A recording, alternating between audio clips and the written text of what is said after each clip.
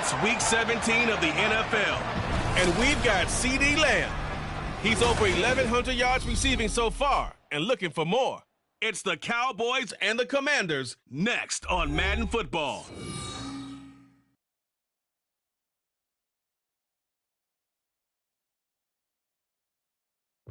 EA Sports coverage of the NFL brings us to the Lone Star State and the very mammoth AT&T Stadium in Arlington, Texas. Today, Week 17 is upon us, and we got a good one in store here, as it'll be the Washington Commanders taking on the Dallas Cowboys. Hello again, everyone. I'm Brandon Gaudin, joined as always by Charles Davis. And Charles, you take a look at this Cowboy team entering play. They come in playing pretty good football. Winners of 4 of their last 6 games. And this coaching staff has to be pleased with how their defense played last week. They held their opponents to 3 points, and that was it. If they get anything comparable to that performance, this one's in the bag. But meanwhile, for the visiting Commanders, they too were winners last time out, so something's got to give here. And I love it when both teams come in off of win.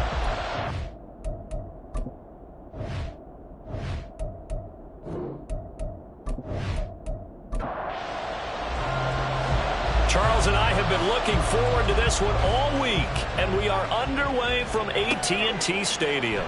This taken in at the goal line. Decision to bring it out ends up not being a good one. Costs him about 5 yards as he's tackled at the 20. So out comes the Washington offense onto the field. And leading them out there, we get a look at their 6'3" quarterback. And when you watch Kenny Pickett play, you see a young man who got better every season in college and really blossomed in his final campaign, took his game to a new level, and made him a first-round pick in the NFL. He's the type of kid who can beat you with his mind, beat you with his arm, and occasionally with his legs. A tough, skilled performer. Kenny Pickett, he's got some moxie to him. After the incompletion, here's 2nd and 10 from the 20. Pickett. It's a short one here, complete to the tight end. And he's brought down at the 24 after a gain of 4. This defense looking for an early stop. This is 3rd down and 6. Pickett will look to throw it here. Pass to the sideline and pulled in. And he'll be out of bounds, but able to get it up past the 45. That's a 3rd down conversion of 24 yards there. Nice play. Well, you want to make sure that on an opening drive that you at least stay out there for a while and get into the flow of the game. A 3-and-out would have been problematic, but that's a good throw there to ensure they get another set of downs.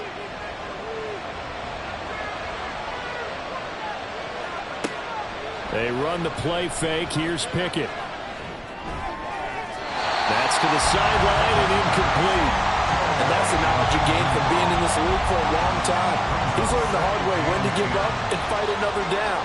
And that's a smart move to throw it away. First carry of the game for Christian McCaffrey. And he's got this one across midfield into Cowboy territory. They get 6. That'll leave them with 3rd and 4. In search of 4 yards here to pick up the first down. From the gun on 3rd down, Pickett. He's going to drop this down to McCaffrey. And he's going to be a yard short. Needed 4, but got 3. And now a decision here on the opening drive. 4th and very short, this part of the field. What do you think they do, CD? I think you go for it. I think there's a lot of game left to be played. I like the advantage that they're trying to create here early. I say be aggressive and try and get it done. And that is incomplete, but there is a flag. And on 4th down, this is a big call. Roughing the passer, defense. So 1st and 10 after a big mistake on 4th down with a penalty. Off play action, Pickett. And this is going to be caught, but they'll say out of bounds. So it's incomplete. 2nd and 10.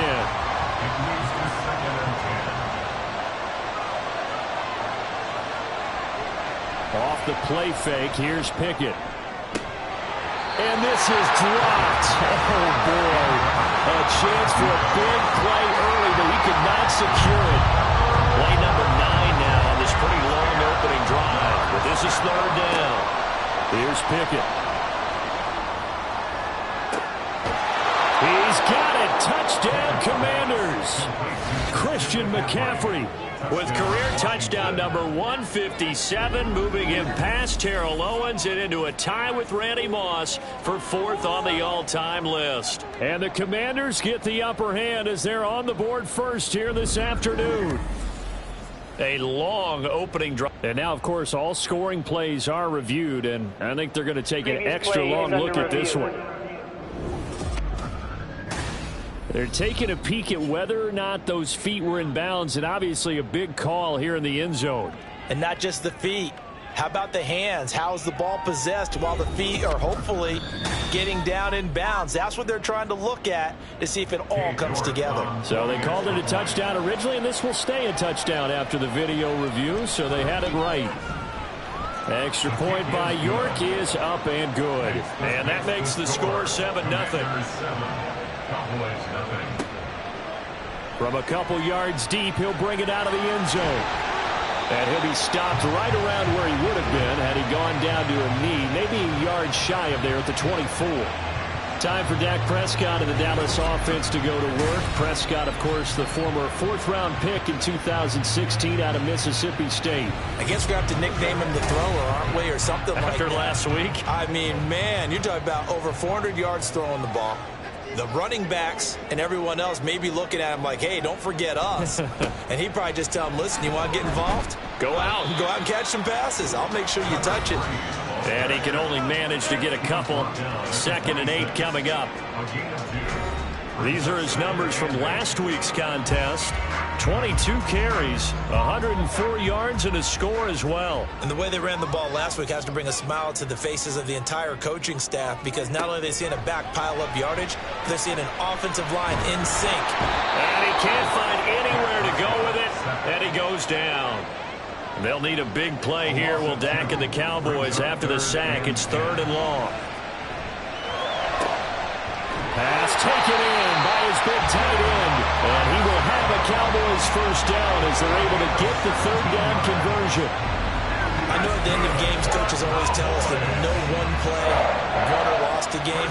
But this seems pretty important early, doesn't it? Their ability to pick up that first down on 3rd down, I thought that was key. Well, you're already in the hole after the touchdown on the other side. How will you respond? We talk about that a lot, and they responded pretty well there. You go 3 and out, I think you give up a lot of momentum. You get down 2 scores, could be an entirely different game. So they got a nice drive going now. They're in good shape. What's interesting to me is they're also in that spot of the field where you would take a shot.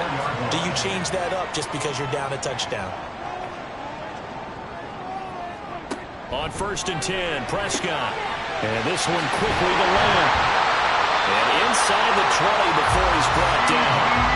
Another nice gain, 16 yards there and a first down again. And even though this is a top 5 rushing offense, and we see this especially early in the game, they're going to do their best to keep you honest. They don't want you getting the habit of stacking the box, so that's a good throw there, and they're able to come up with the first down. And how about the quick feet there as he made a man miss on his way to a solid gain of 7. Now 2nd and 3.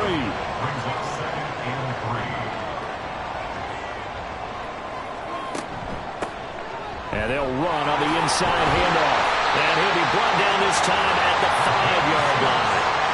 That play gets him 6 yards and sets them up with a 1st and goal. He was solid last week, over 100 yards in their victory on the ground. They want to get that going again. Absolutely. What they also understand is that from week to week, it's not necessarily the same, but they want it to be. Under pressure, down he goes.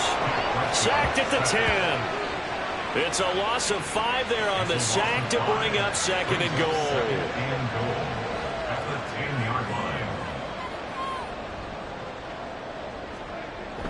Now it's a bootleg with Prescott. And his ball is caught by Lamb. Touchdown, Dallas.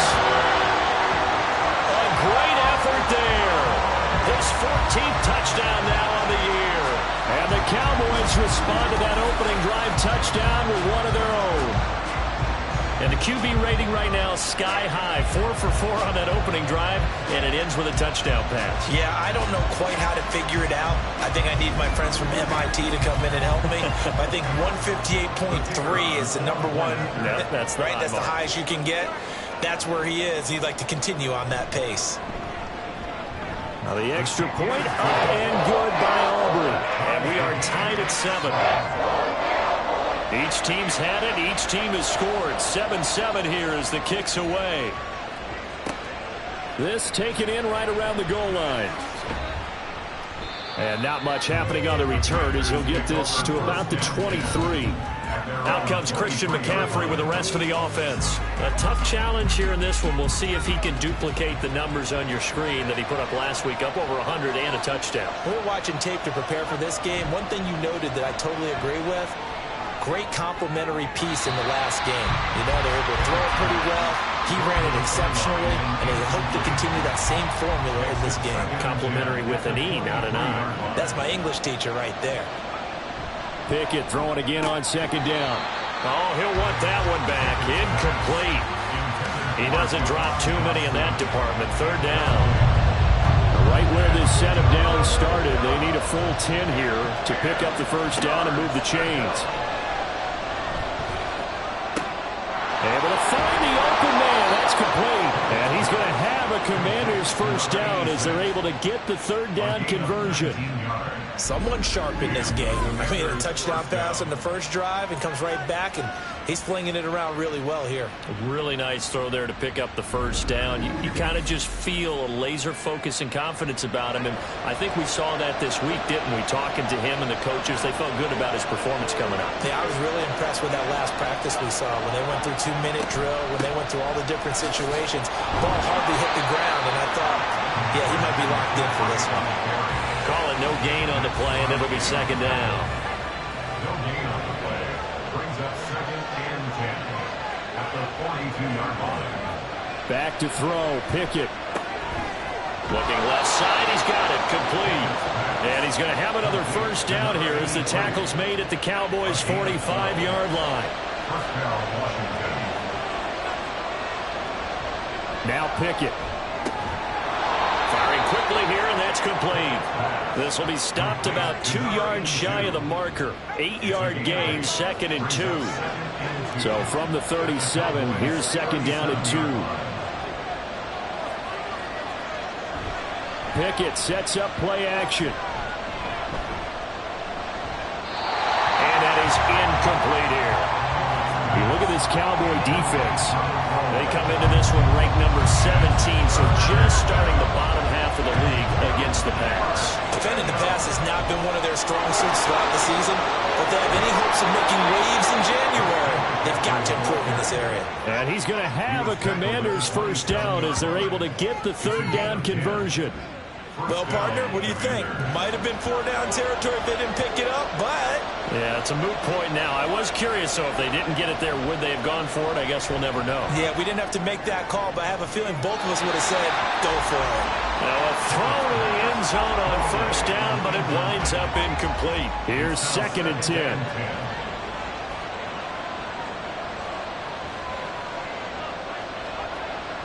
Pickett now to throw off the play fake. Rush coming, and he's taken down.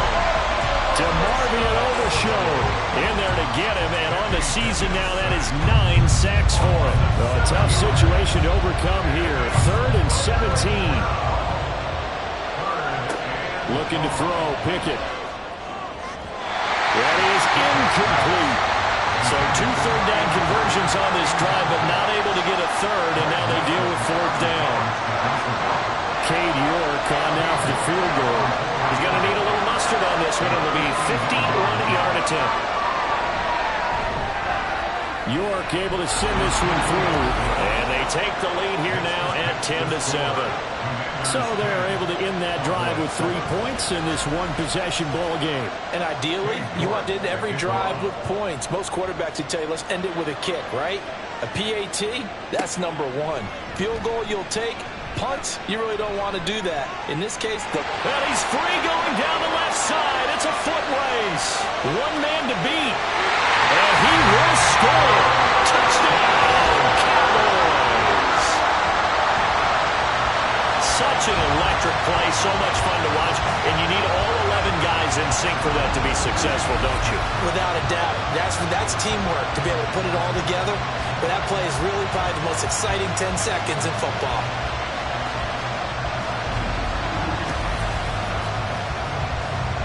Aubrey now for the PAT.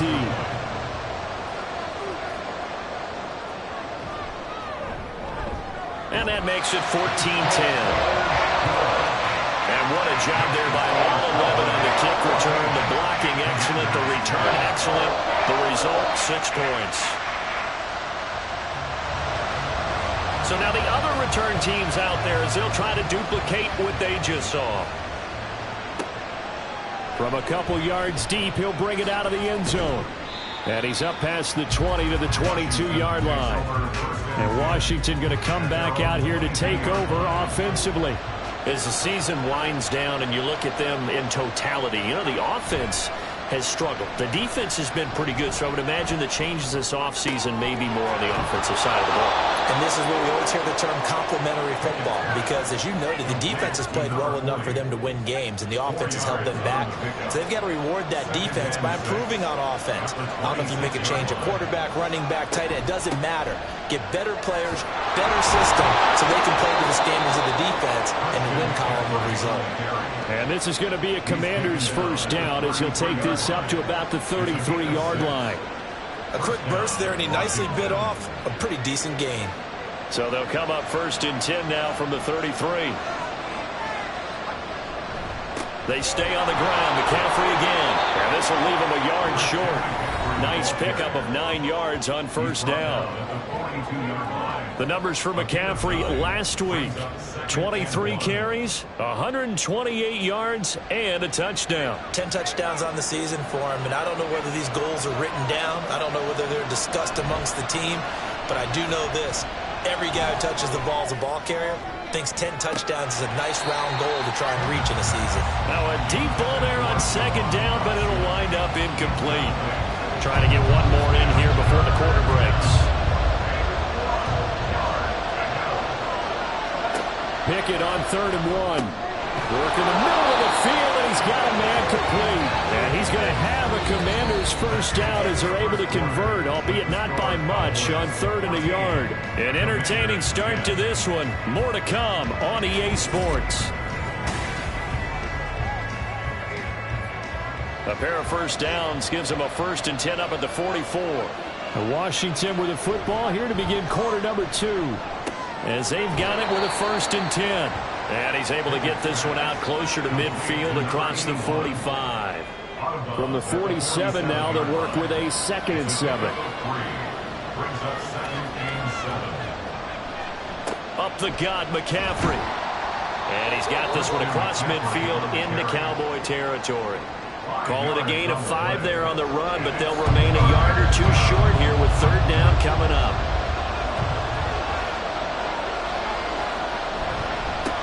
Up the middle they go. Wilkerson. Well, he's going to be a yard short. Needed 2, but only got 1. 4th down. Well, they picked up a portion of it, but not all that they needed. Now that leads to a decision on 4th and 1. Let's see what they decide to do.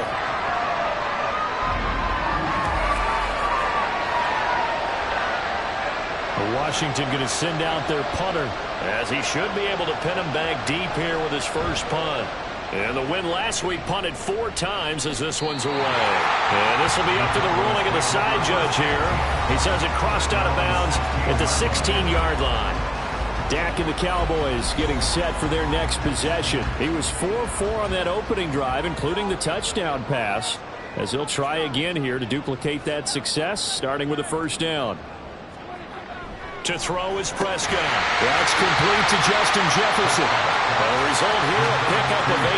Leaves him with 2 to go on 2nd down. Now a 2nd and 2.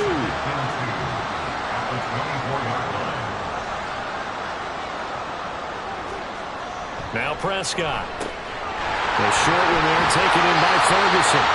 2nd catch for him today, and it'll wind up a first down. These two teams, you might recall, met back in mid-season, week 8 to be exact. And it was the Cowboys winning on the road, so they look for the sweep here back home in Arlington. And he'll be taken down, but not before they work it across midfield. Good yardage as he rumbles for 24 out of first. I know that play went to the left side, and that's what it was designed to do, an outside handoff there. But how about the whole offensive line being involved? Seal the left side where the play was going, what they call play side. But how about on the back side? Just taking care of business to make sure no one can get there and disrupt it. Is the biggest key to left tackle? Without a doubt. Control that edge. Get out there. You want that left tackle. If you bring your tight end over there, either way, control the edge of the line of scrimmage, you got a chance to rumble. On second down, Prescott again. Throw left side, complete. That's Ferguson. And they're going to have another first down here as the tackle's made at Washington's 36.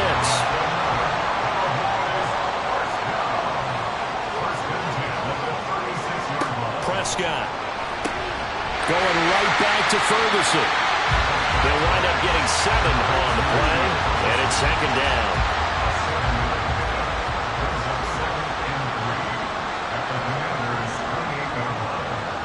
Looking to throw. Prescott. He finds his man. Complete. It's Ferguson. And they do get him down, but not before he's able to slip it inside the 5-yard line. A really nice gain of 25 yards. He's really starting to get up there towards 1,000. He's now at 997 career catches.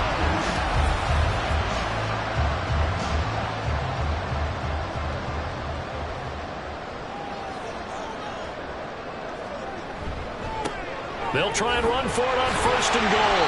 Hold on here, because on that last run, it looks like we have a player who was shaken up. And not what you want to see this late in the season. Medical staff is going to check on him, and we'll step aside for a moment. 2 of their 3 red zone trips so far, they've come up empty on. They'll look to reverse that trend on second and goal. They'll try again, but he will go backwards as he's stopped for a loss. They call that a loss of 6 yards. And it's third down now.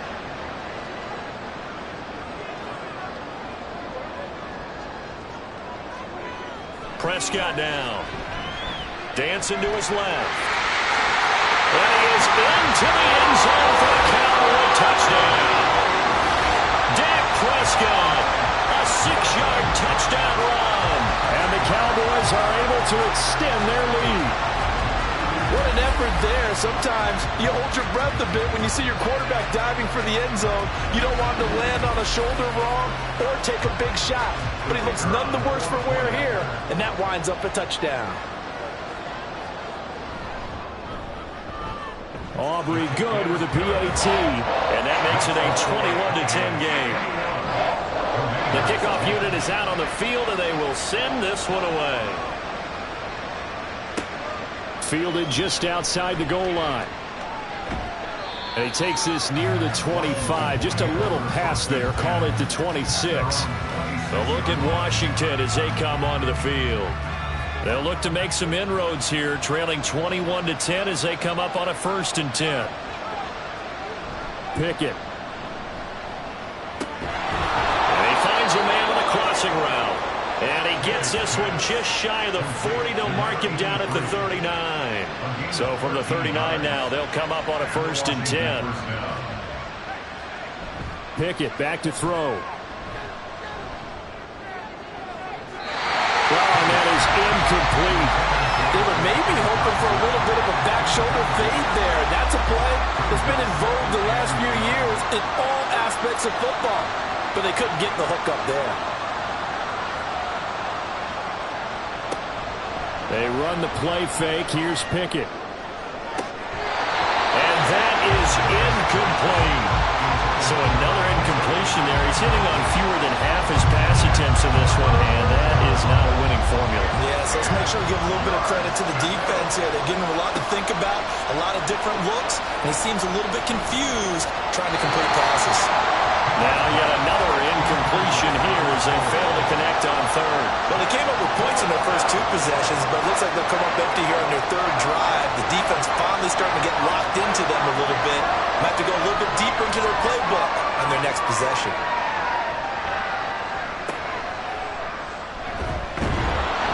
Well, pretty woeful there. Just 23 yards on the punt. And the Cowboys will take over the football with a 1st and 10. Good starting position for the Cowboys here as they come up 1st and 10 at their own 37. They'll start this drive out on the ground. And this winds up a pickup of 2, maybe 2.5 to about the 39. And hold on here, because on that last run, it looks like we have a player who was shaken up. Always unfortunate to see an injury, especially this close to the end of the regular season. We'll step aside.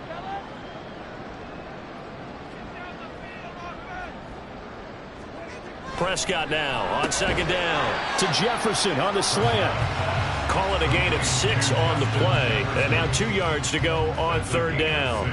They'll come to the line needing only 2 yards to gain the first here. From the gun, he'll hand this off. And a pretty athletic run right there as he's going to get this down inside the 40. 54 yards rushing now on 8 carries for him so far. So far this season, this is an offense that's proved its ability to move the football. I mean, they're in the top 5 in the NFL and picking up first downs, and they get the conversion here. And I think a lot of that is due to how they win on first and second down, because that leaves them third and short, third and manageable. A lot easier to pick them up then, isn't it? A run there on first down and a pretty good one at 5 yards, so make it 2nd and 5. From the 34-yard line, here's a 2nd and 5. Prescott from the gun. And this throw incomplete. And the defender all over him that time, but it's going to lead to third down.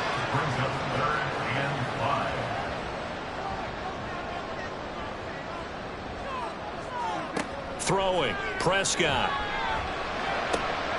That is caught. And he will have a Cowboys first down as they're able to get the third down conversion. Well, things are definitely going right for them here in the first half. Pick it down, any down, even third down, no problem.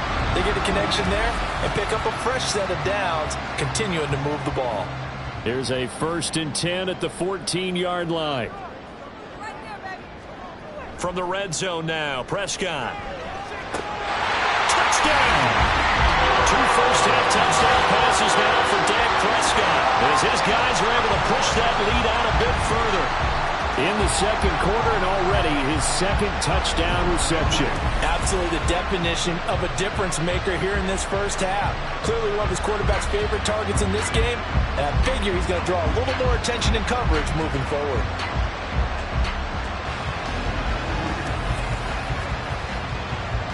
Aubrey now for the point after.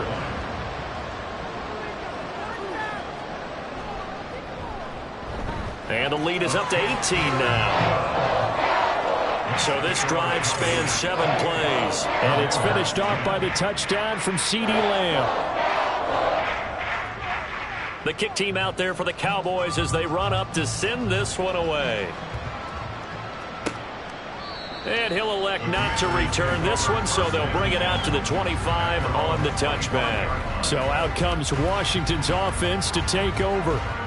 The last series for him, a little disappointing, forced to punt. And now they'll try to do better here and come away with some points as they begin this drive. 1st and 10.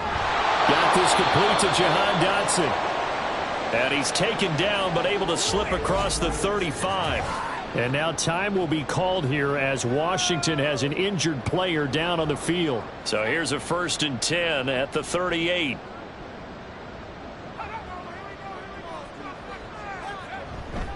McCaffrey running up the middle.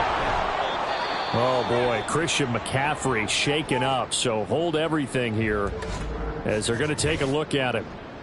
But not what you want to see this late in the season. Medical staff is going to check on him, and we'll step aside for a moment. So after the loss of a yard, they'll look to push forward here on 2nd down and 11. They'll send the big tight end in motion right. Off the play fake, here's Pickett. Blitz coming, and down he goes. Max Crosby in there to get him. It's a loss of 5. 3 scores down, not even a halftime yet. They are not getting much generated offensively. They've got to figure it out. It's tough because this defense just seems to be playing with so much confidence right now. They really are. They are on their toes, and they're getting at them. A loss of a yard, and it brings up 4th. Sometimes you just sit back and marvel at what he can do defensively. Speed, strength, quickness, he's the whole package. And that package just wrapped up the runner for a loss. Washington going to send out their punter as he'll come on to kick this one away. He's been a busy man here in this first half as he gets it away. Fielded at the 33. 31 yards on the punt there. And out will come the offense as they take over. From a star in college to a star in the NFL, CeeDee Lamb at wide receivers. He brings out this offense. We're in the second quarter. He already has 2 touchdowns. We know how good he is. That's well documented. How do you contain him? We know he's a nightmare. So in this situation, I would go ahead and double him. Maybe even have a third person in the area and try and dissuade them from throwing him the football. Make someone else beat me for a while because I don't know that their talents are his. Because when he gets his hands on the ball, he breaks down my entire D. Someone else, they may not make the same type of a play. Well, we know his talents are very good. Meanwhile, Dak's throw pulled in by Lamb. And he'll be taken down, but not before he gets into enemy territory. That's good for a Cowboys. First and 10 at the 46-yard line. A first down throw for Prescott. And he can't find a receiver, and he's brought down. That time, multiple defenders getting pressure, and it's a loss of 6. Sacks, a growing theme in this first half. This is 2nd and long. Here's Prescott. A throw out wide, going to be incomplete. I see the surprise in your face there, partner. That is a rare incompletion from him. He's been on point this entire game. He has percentage completion-wise way up. Not that time. On 3rd down, they're going to run for it here. And a pretty good burst right there as he'll take this down to the 33. 80 yards rushing for him so far as his terrific season continues here.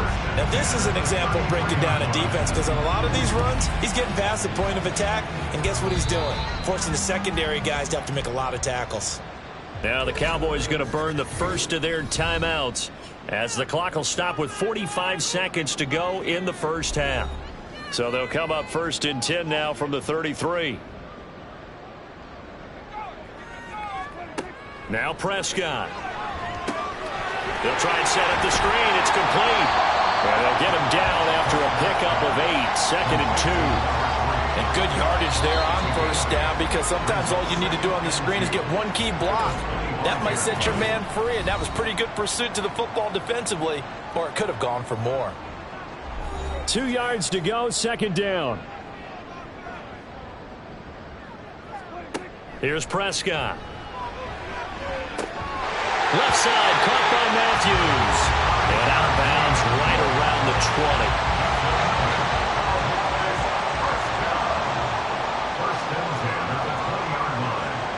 On 1st and 10, Prescott. And it's caught. Well, the Cowboys are going to be set up with a 1st and goal on a pass play that moves them all the way down to the 1.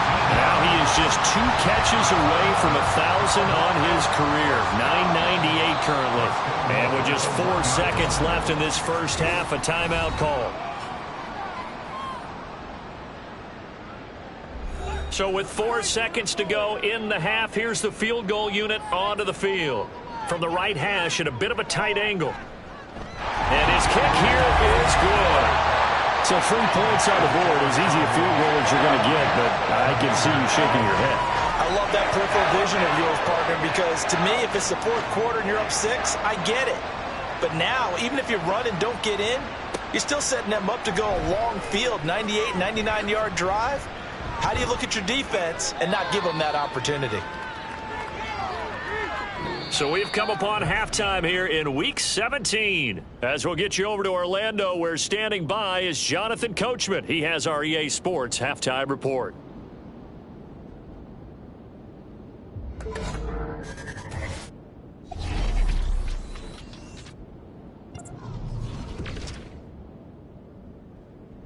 We'll begin our tour out at Nissan Stadium in Nashville.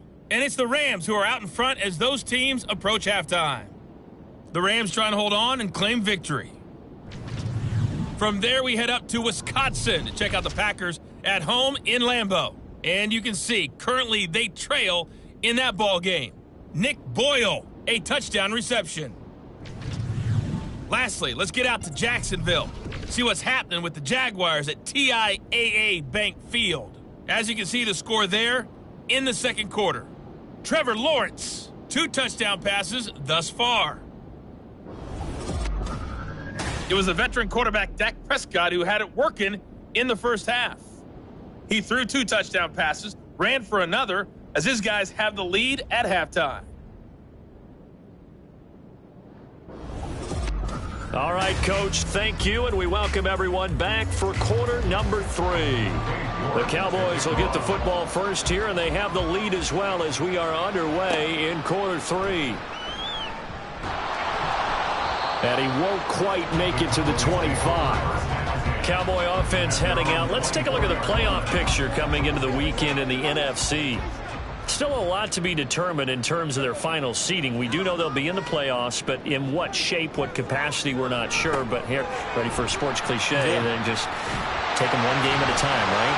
And they have to. And look, the thing about cliches, they've been proven over time. All right, we know that. So, yes, take it one game at a time, but make sure that there's no let-up, no getting off the gas, right? No mental letdowns, because each one is important for them to accomplish their goals. And he slips up past the 45 before being tackled. 93 yards for him on the ground now as he has been terrific here this afternoon. He had a really solid first half running the football and picking up where he left off here in the third quarter. How about the yardage he's piling up right now? This feels like a full game, not just this series that we're watching right now. I know people are screaming, where are the adjustments from halftime on the defensive side of the ball? Sometimes they're just not there. Sometimes you just got to find a way to tackle someone. It's a 7-yard carry to set them up with a 2nd and 3. Brings up 2nd and 3. One back in the backfield, he'll get the carry. And this won't be enough to pick up the first. A gain of 2, 3rd and 1. 3rd down and 1. A 2-yard pickup brings up 3rd and 1. Now a handoff running through the middle. And he's going to have the first down, yardage to the 35. 9 yards on the pickup there, and it keeps the drive alive. So 1st and 10, and if they score on this drive, might have to start digging in our second half blowout material. From the gun, they'll try to run it. It's a 6-yard pickup, and it gets him to 2nd and 4. They're in a pretty good spot right now with a convincing lead. I think this is where they put on the boxing gloves, start to try and pound them into submission. And the offensive line, they've controlled this game.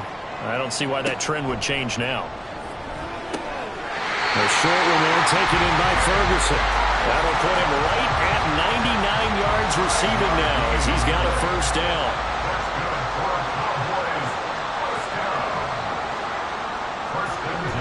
On play action, Prescott. Touchdown, Cowboys! 3 touchdown passes now for Dak Prescott. And the Cowboys take the opening kickoff of the third quarter and drive right down the field to extend their lead. So another touchdown there, and even though we're still just here in the third quarter, kind of hard now to see them giving up this lead.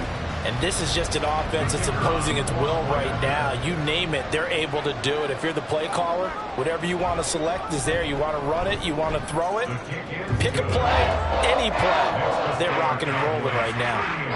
The extra point up and good by Aubrey. And that'll increase their lead to 28. This fielded right at the goal line. And up to about the 26-yard line, just across the 25. First possession of the second half now for Washington. CD, they certainly know the hole that they face as they begin the second half. They have to do what precious few teams have done in NFL history. That's try to come back from a 4-possession deficit. And, partner, you know, as that team gathers, they're saying to each other, you never say never, right? Because if you're on an NFL roster, that's how you have to think. You can always come back and win a ball game. And let's face it, we saw a certain Super Bowl, a 25-point lead late, that wasn't enough to put someone away. But that being said, this task is near impossible. Let's face it. And bottom line is, it officially becomes impossible if this possession is an empty one. Now a nice throw here right side. He hauls it in. And he has a big gain inside the 40 before being dropped. So from Cowboy territory now, here's 1st and 10 at the 39-yard line. That one downfield for Dotson. And that is incomplete. Oh, he had it and dropped it. That is an unforced error there, and it takes away what could have been a touchdown. Here's Pickett on second down. And the Cowboys' pressure gets there this time for the sack. Loss of 10 as multiple defenders get to him. They've gobbled up over 30 yards of turf so far, but a sack knocks them backwards. And that interrupts the momentum they were building. Good opportunity for the defense to escape this drive before they get to the end zone.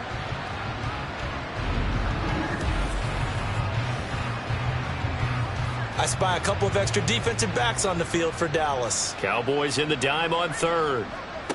Here's Pickett.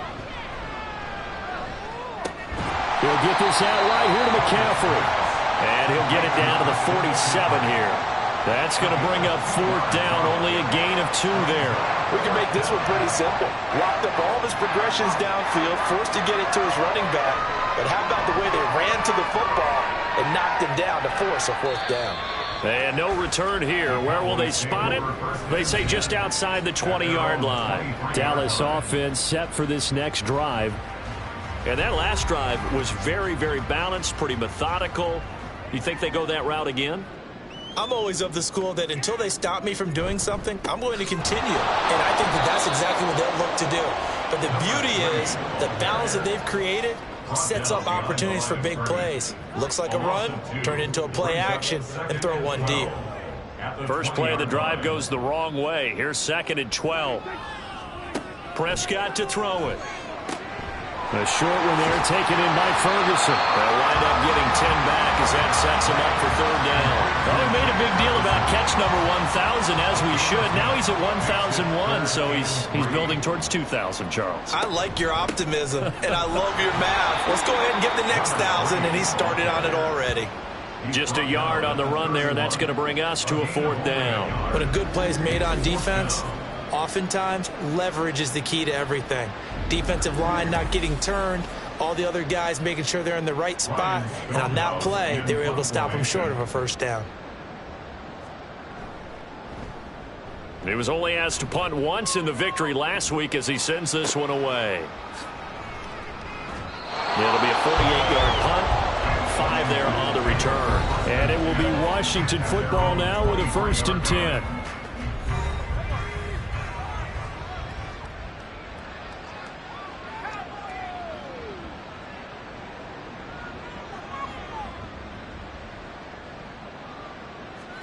Pickett to throw on first down. Oh, he dropped it. And that's pretty indicative of the way this one's gone.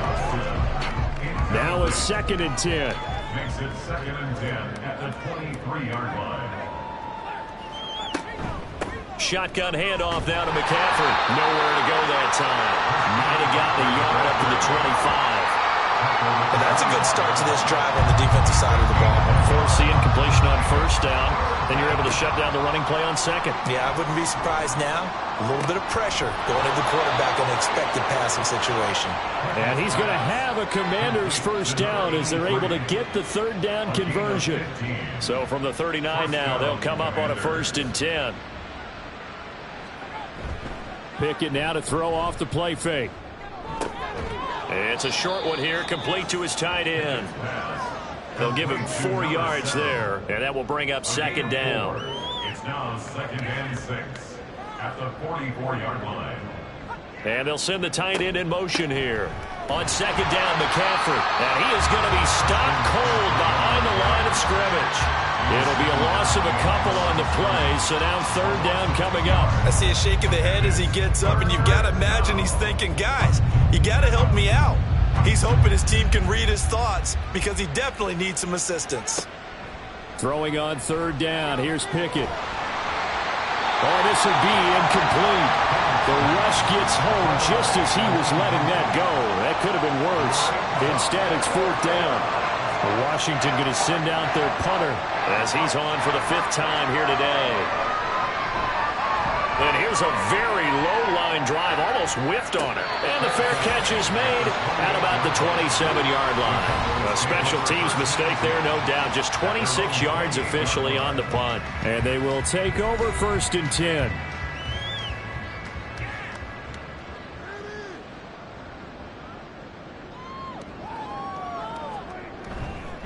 They'll start this drive out on the ground. And they'll get it up just short of the 45 at the 44. 132 yards rushing for him now as his sensational afternoon continues. It's been an excellent day for him running the football, no doubt, as he continues to soar well past 100 yards. Yeah, it almost feels like he can just grab his briefcase and head home after putting in a full day's work at the office, doesn't it? And a good pickup there. He gets about 6 up to midfield. Offense. So that run play nullified by the holding call on the tight end. Yeah, I just think he needs to get off the ball a lot quicker and get into the block a little bit more effectively.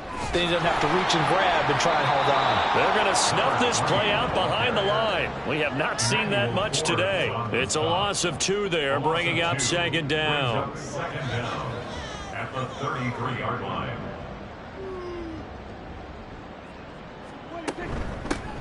Hands it off out of the gun. And he'll be limited to a short gain up to about the 34-yard line. The second down play, not much better than the first, just a gain of 1 there. Now on 3rd and long, they'll look to throw. And it's going to be incomplete. He was able to catch it there on the right sideline, but out of bounds, says the line judge. And it's going to bring up 4th down. Here's Ryan Stonehouse now, as he'll punt it away for the second time.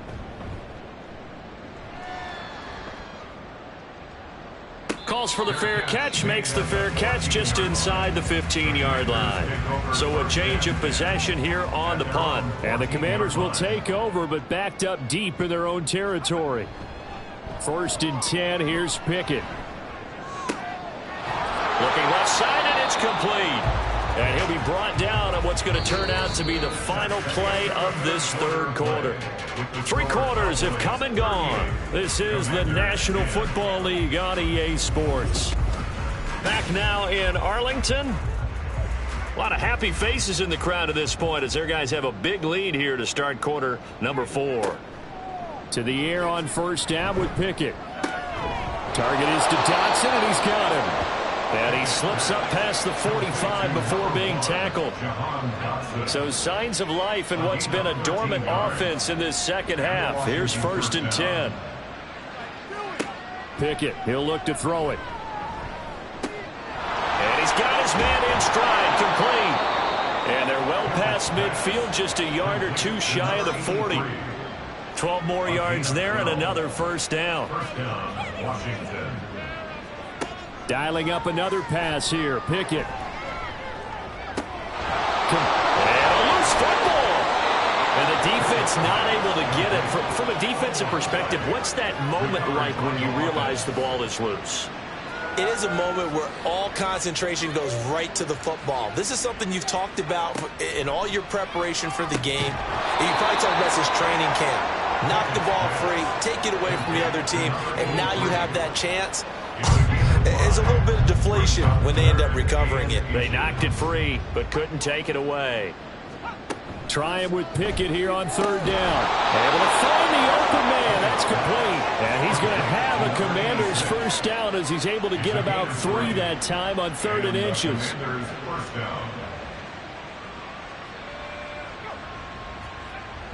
Pickett sets up play action. That's to McCaffrey, complete. This will be stopped about 2 yards shy of the marker. 8-yard gain, 2nd and 2. From the 21, here's 2nd and a couple. Pickett, he's going to throw it again. Nowhere to turn this time, and he goes down.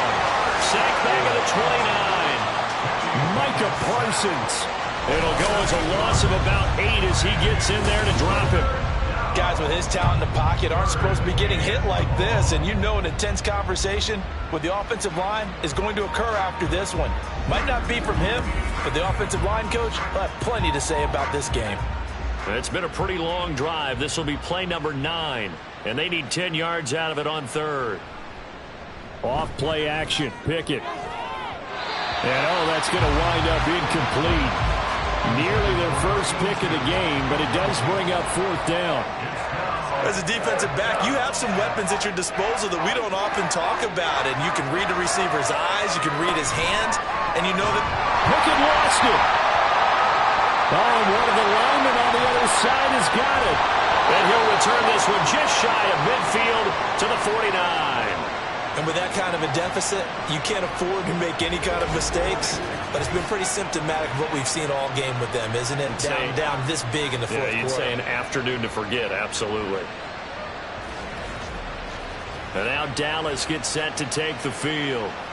And, Charles, we are in the midst of a very one-sided affair. I think this is where you and I have to fill a little bit. You want to regale us with old stories of your childhood in New Paltz, New York? I don't think anyone wants to hear that, but this is a perfect time for us to start listing MVP candidates, right? The best teams we've seen so far this year, the best games that we've called thus far, how we anticipate the season unfolding.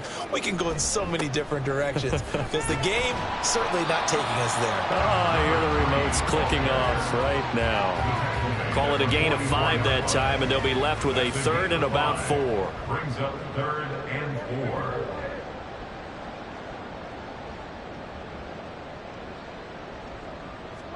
Prescott.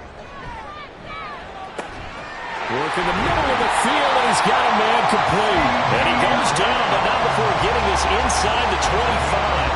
Great way to convert on 3rd down there. 21 yards to play. And that's an important completion right there, because that's going to do it. With that last pass, he eclipses Peyton Manning's all-time mark of 5,477 pass yards in a single season. And I think the Engravers, they can get the MVP trophy ready. This has been a year for the ages as he stands alone in single-season passing. And able to get him down, but he does reach the 5. Another big hitter there. This one good for 18. I'll tell you what, partner, the way he's been slinging in this one, I think he should be ticketed for a baseball cap and a set of headphones for the next drive. He's been absolutely sensational. But one thing we've both learned about quarterbacks in this league, they often stay on the field longer than you expect. And the stop will come inside the 5 at the 4. 2nd and goal from inside the 5. At the 4-yard line. Here's a handoff out of the gun. And the reinforcements come in as they're going to stop him behind the line. Chalk that up as a 4-yard loss. And now it's 3rd down. Brings up 3rd and goal.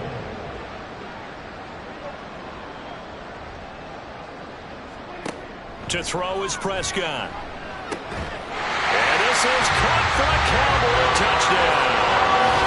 Dak Prescott now 4 touchdown passes on the afternoon. And the Cowboys are on their way to a 13th win on the year as they add on to their lead.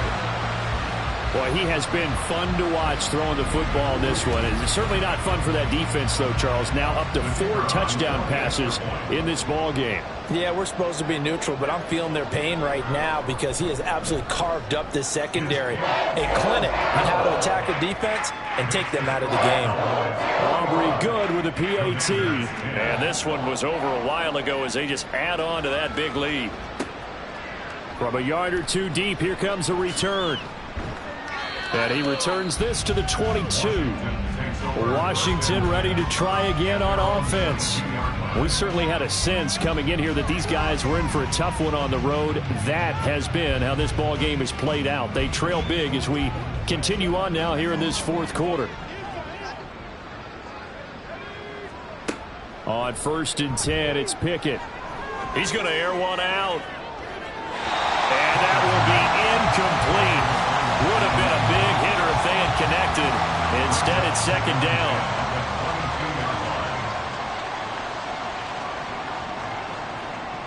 Pickett back to throw. They lead big, and a major part of that has been how they've taken their play to a whole new level this second half. No points allowed since the break, and you can add another incompletion to the total number that they forced in this runaway contest. That is caught into space at the 45. And finally marked down at the 42-yard line. A big play there on the catch and run. 36 yards. So the big play gets him across midfield now for 1st and 10. Back to throw, Pickett. And a quick throw here, that's complete. Flashed the stick skills, but didn't get a ton from it. Stopped short of the 35. Here's 2nd and 5 now from the 37. at the 37-yard line. Pickett right back to the air again. Got a man, and he hits him in stride. And he's dropped just before the line to gain. 4-yard pickup leaves him with 3rd and 1. A yard all they need, but it's 3rd down. Looking to throw, Pickett. Pass taken in by his big tight end. And he's going to have a Commanders first down as they're able to convert by plenty there on 3rd and 1. First down, Commanders. Pickett now on first down. Quick hitter here, it's complete. They get him to the ground right on the cusp of the red zone after a pickup of 5 or 6. From the 20, here's the 2nd down and 4.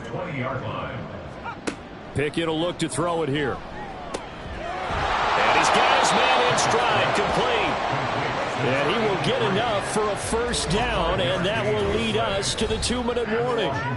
Just 2 minutes remaining here in the 4th quarter of what has been a one-sided affair. Line of scrimmage, the 15. It's 1st and 10. They'll throw again with Pickett. Quick slant, Dotson. And he's brought down. That gain of 15 gets him on the doorstep, 1st and goal.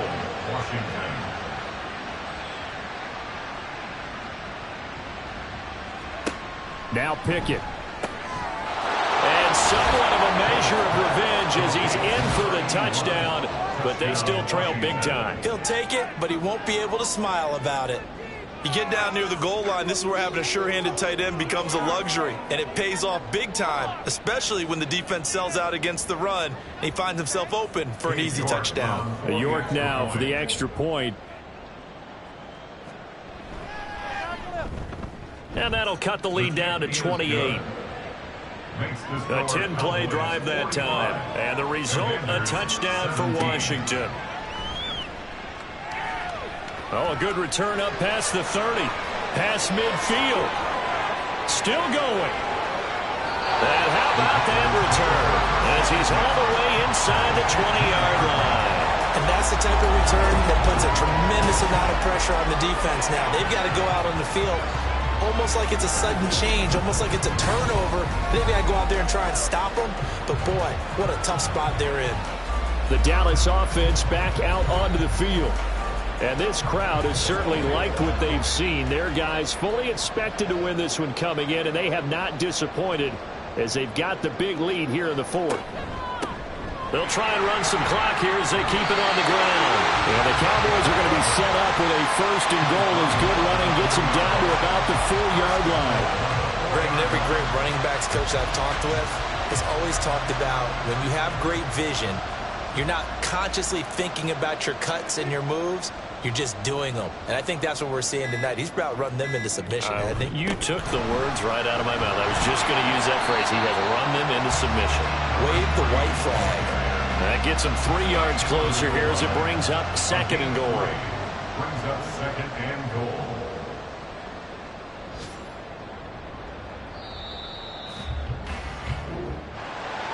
Charles, a lot of happy faces heading into the tunnel as this one ends, and understandably so. Not only did they get the win, but, boy, their offense was on fire in this ball game. And, partner, I have no idea what the top speed is on one of those high-end sports cars. What's the top gear you can get into? This offense, they certainly were there in this one, huh? Everything clicking for them in this contest, the kind of performance that they're going to cherish. So for the Cowboys, they run their record to 13-3 now on the year. So that's a wrap for Charles Davis. I'm Brandon Gaudin. And this has been a presentation of the NFL on EA Sports. For more, check us out at easports.com. It's a win for the Cowboys as we sign off and say so long from Arlington.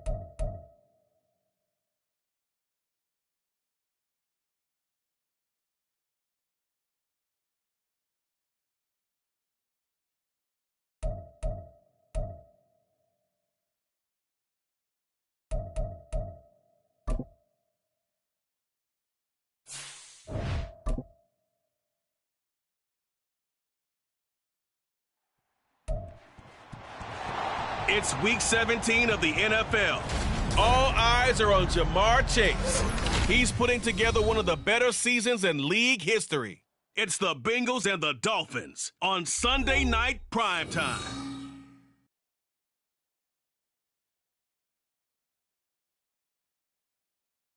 It's a brisk night in the Midwest, but we've got football at Paycor Stadium in the Queen City of Cincinnati, Ohio.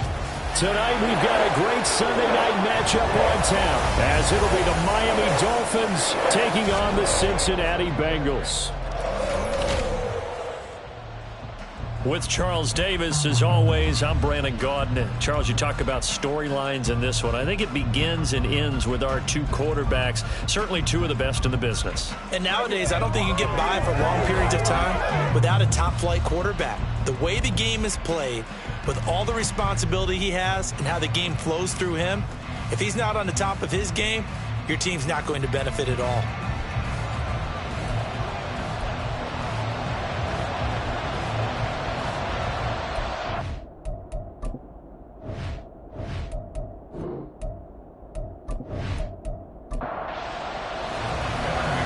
Set to go, Evan McPherson to do the honors, and we are underway from Cincinnati, taken at the goal line. Up past the 20 to about the 22. So here come the Dolphins now as they get set to take over on offense. And leading them out, their signal caller, now in his fourth season in the NFL. And for how good he is throwing the ball, it's his running that makes him so dangerous. He had a couple of touchdowns on the ground in last week's game, so we'll see what they dial up for him for this one. The drive starts with a run from Achane to about the 23. The numbers for him from a week ago: 20 carries, 138 yards. And the way they ran the ball last week has to bring a smile to the faces of the entire coaching staff, because not only are they seeing a back pile up yardage, they're seeing an offensive line in sync, and that bodes well this late in the season. The throw over the middle taken in, and he'll be brought down on the 30-yard line after a gain of 6. An early test, 2 plays in. This is 3rd and 2. Looking to throw. Jarrett. And that is incomplete. That's their first third down try in the game, and clearly something was off in the execution of that play. Good news, they've got a whole game left to clean that up and start clicking on those key third down throws. They punted 3 times in the loss last week as he sends this one away. This is taken at the 23. 45 yards, that's what the punt goes for. 5 on the return. And the Bengals take over 1st and 10. So out comes this offense to take over for the first time. And they are led out there by their mobile quarterback.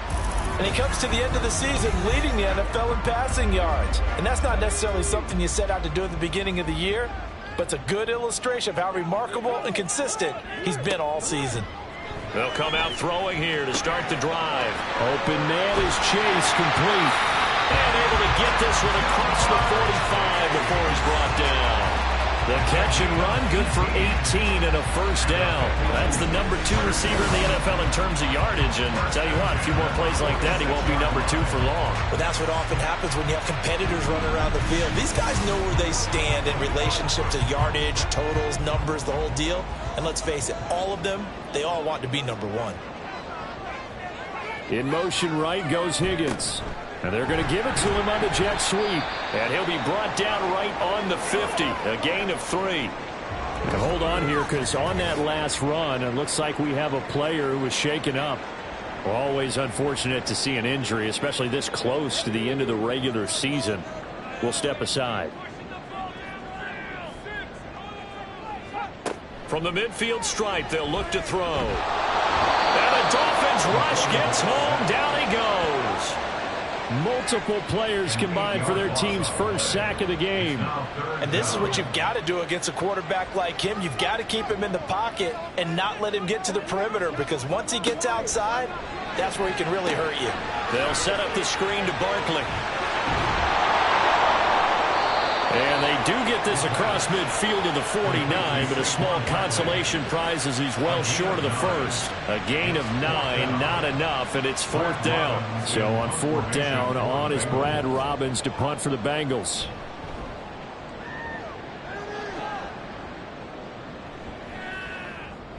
And that'll hit at the 5 and go into the end zone for a touchback. So Miami coming out for their second drive. The crowd may be losing just a little bit of the edge after back-to-back punts. They want some big plays. They want to see some offense. They want to see somebody break away, whether it's through the air or on the ground. Now it'll be interesting to see where the patience is on both sides. Each head coach, can you hang in there and not try and force something that could put your team in some jeopardy? They went 3 and out on their first drive. Things already looking better here, 1st and 10. If you start assessing what went wrong last week, Charles, in their loss, had nothing to do with the ground game. They ran it well. And you also have to say to yourself as a team, don't go away from what worked. That's not the reason the game was lost. Running the football over time, when you do it consistently, usually translates into wins. And they're hoping to do it consistently here. Throwing on 1st down, but this one winds up to be incomplete. He was looking for Jalen Waddle there. And it's 2nd down. You talk about this Bengals defense. There are 32 teams in the NFL, and they're just better than 50% of them at defending the pass, number 16 in the league. I think if you talk to their head coach, you'll get a nice answer about how much he likes his team and what they're doing. But at the end of it, he would admit there's definitely room to improve. They'll run for it with Achane. And he gets it down to the 48, enough for the first. Call it a gain of 7, and it gets him a new set of downs. I think they like this drive a little bit better there, partner. Running game helping out, picking up some of the slack. Because remember the last drive, they went 3 and out. On 1st down, back to Achane. Officially, it's a 1-yard loss. That's going to bring up 2nd and 11. This defense is a difficult one to prepare for. One of the best in the league. They'll come at you from all angles, and they did a nice job there stopping him for a loss. A 2nd down pass play there, but it's incomplete. They've given him some different looks here defensively in the early going. He's only hit 2 of his first 5 passes. With a big 3rd down coming up, he's hoping he's got a play dialed up that can take advantage of whatever the defense throws at him. And he's got another 1st down as the tackle's going to be made at the Bengals' 29-yard line. A good pickup there of 20 yards. Well, I think when they look at their offense, they think to themselves, weapons, weapons everywhere, and they want to move the ball around. They want to spread it to different people, but you absolutely know they want to get this man involved as well, and that's what they just did on that play.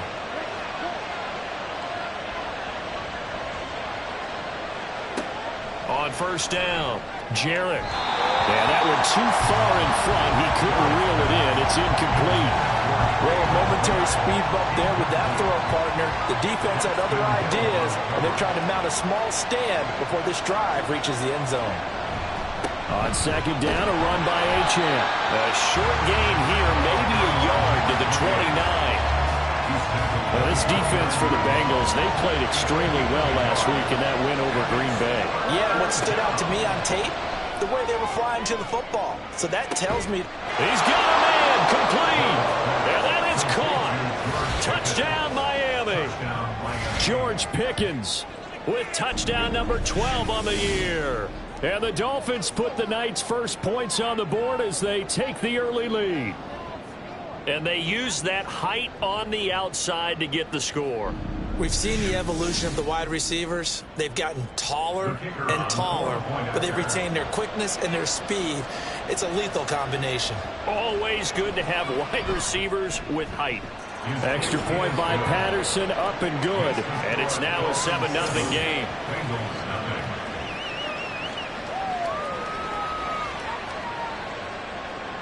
The kicking team out for Miami as they will send this one away.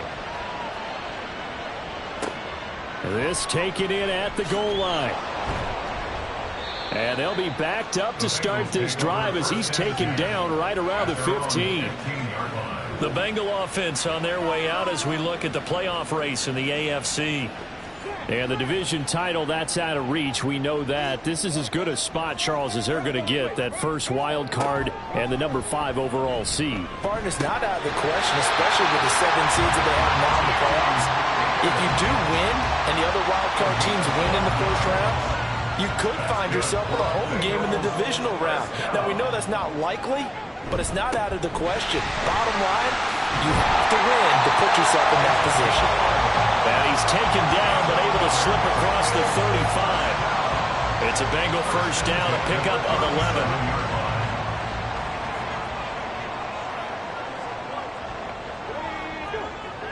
Looking to throw. It connects quickly to Jamar Chase. The numbers a week ago for Chase. Well up over 100 yards, and one of those catches found his way into the end zone. I do think he'll be hard-pressed to duplicate those numbers this week, though, because he's gotten their attention, so they will double him on every snap at a minimum. In some cases, they'll triple him. On second down, Downing, and he'll get it out a couple yards shy of midfield at the 48. 4 yards the pickup, first down. First and 10 at the 48-yard line. They'll drop to throw. Here's Higgins out on the right side. And taking it across midfield and just shy of the 40. So now first and 10 as they've crossed into Miami territory at the 41. On play action, they'll throw. He's going to have the hook up here to Chase. And they're able to get this one past the 30 down to the 25. Now a stoppage here as it looks like we've got a Dolphin shaking up on the play. And not what you want to see this late in the season. Medical staff is going to check on him, and we'll step aside for a moment.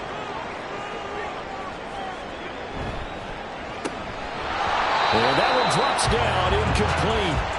Good coverage there, forced the ball free, and it's second down. He was covered by Patrick Surtain. Now a handoff up the middle. Downing. And he is met at the line of scrimmage, and he goes down right there. It's been a pretty long drive. This will be play number 9, and they need 10 yards out of it on third. Here's a play fake as they set up to throw. And that's going to be too high. Out of bounds and incomplete. There is no denying they want to get him involved. That's already the 5th time that they've looked his way in this first quarter. So that tells me defensively that they want to insist on going in that direction. Make sure you've got your best people in the area to try and take that away. So the 3 points there, and CD, that helps him inch a bit closer. Yeah, Barney, when you're losing, any points you see go on the board in your favor, you're happy to take them. So after the made field goal, here's McPherson to send this one away. Taking it about the 1. And good coverage there on special teams as they'll get him down shy of the 20. George Pickens back out now with the rest of the offense. As we find ourselves in Week 17, he's already well over the 1,000-yard mark. So there's no pressure there. We'll just see where this final tally ends. And I love what you just talked about there. There's no pressure. There's pride, right? So the higher he can take that number and rank with his peers, everyone wants to be number 1.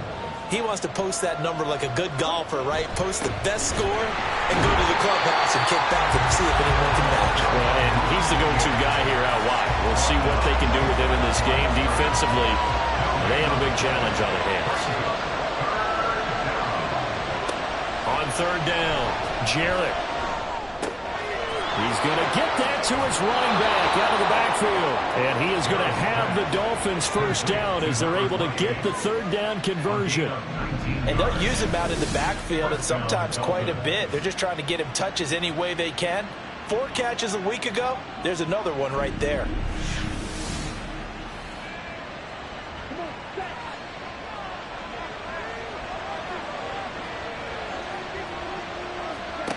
On first and 10, Jarrett over the middle. That's caught by Metcalf.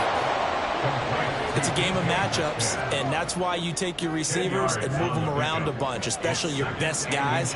And when they work out of the slot, you often hear the coaches talk about how great it is because it gives you a two-way go. You can break out or you can break in. That makes it hard to defend. And some solid footwork there as he'll take this down to about the 38. Give him 12 yards there, and the Dolphins have a first down.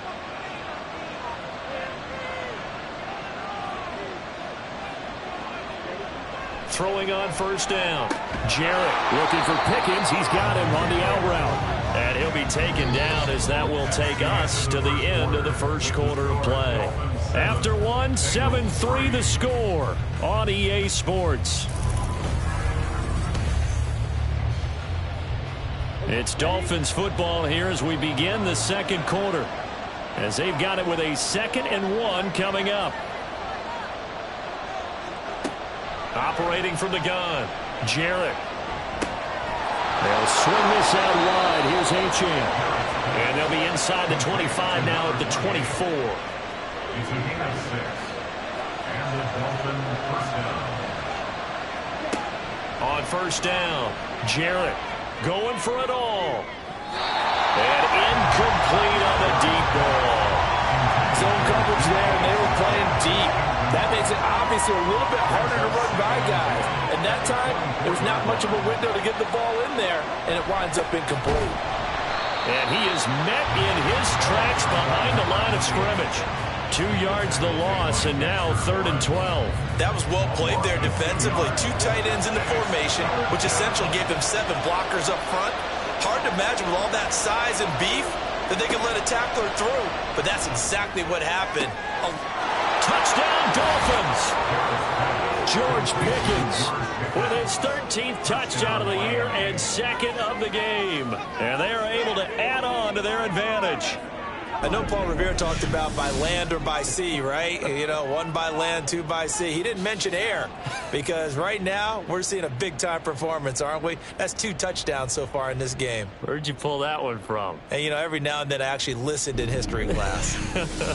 And you're just a scholar all the way around. You're reading all the time. I like that you fit that into the broadcast. You know, I just grab a nugget when I can. Extra point by Patterson, up and good. And that pushes the lead up to 11. Bengals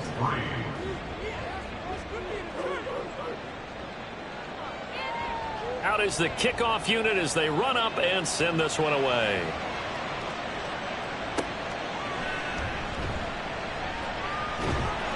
And taken down just past the 20 at about the 21-yard line. Now the Cincinnati offense ready to see what they can do here. Their deficit is 11, 14-3, and needing to get something going here as they come up on 1st and 10.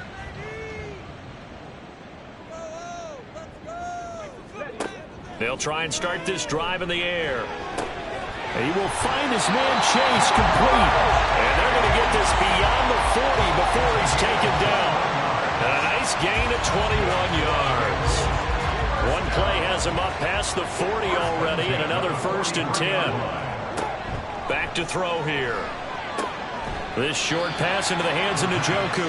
It'll go as a gain of 4, and that'll make it 2nd down. The Bengals at 12-3 now on the year, and they come in on a pretty good roll here. Winners of 3 straight. And I thought that they played pretty well last week. Their execution, their discipline, their resilience, all on display in that victory. Throwing again on 2nd down, but this time it's incomplete. My first thought is surprise because that's one of the better tight ends around, and I've seen him pull in balls like this before. But how about a little credit to the defense forcing that incompletion? Trying for Brown, and it's intercepted. And he'll take it across midfield and down to the 48-yard line. So the ball changing hands on the interception, but meanwhile here we do have an injury on the play. Always unfortunate to see an injury, especially this close to the end of the regular season. We'll step aside. Now a play fake here on 1st down. Throw left side, hauled in by Pickens. And he was able to shed 1 tackle but could not get away from there. So just 3 yards on the completion there. And it'll be 2nd down. Back to throw. Jarrett. This one complete to Jalen Waddle. And he'll get this one down near the 20-yard line. Just shy of the 20. That one covers 24 yards. It's a 1st down. And a good quarterback facing zone coverage. If he has just a little bit of time to survey the scene, that's what's going to happen. No doubt about it. If there's no pressure, he's going to continue to pick them apart because he'll have all that time to find. He's got it. Touchdown, Dolphins. George Pickens on his way to a monster game. 3 first-half touchdowns as his guys have opened up a very comfortable lead. So 3 drives, 3 touchdowns, and they're a PAT from going up 21-3. And there's no doubt in my mind, you're liking what you're seeing so far, aren't you? It's been unbelievable. Like a well-oiled machine, if you will. What's really tough, though, that defense, they're leaping the shadows at this point. They don't know which way to go. They're being hit in every direction, and they have no answers thus far. Extra point by Patterson, up and good. And the lead is up to 18 now. The kicking team out for Miami as they will send this one away. This fielded right at the goal line. And he'll be brought down right on the chalk of the 20. The Bengals offense returns to the field. And it's been very much a slow start for them. 3 drives and just the 3 points, CD. Yeah, if you're into the points per drive ratio, that answer is 1. And that's not going to get it done in a ball game. They've got to find a way to finish these drives in end zones, not having balls go through goalposts. There he goes, right side. And they work this well upfield across the 45. 28 yards the gain there on the catch and run. Now that's the kind of big play you'd like to see. This first half, it hasn't gone their way, and they could use a shot in the arm, something to perk them up a bit. And they get one here in the passing game. This offense finding its legs now. Here's another 1st and 10. A play action fake. They'll look to throw. And it's incomplete. Boy, he doesn't drop many like that one. 2nd down. So the incomplete pass brings up 2nd down.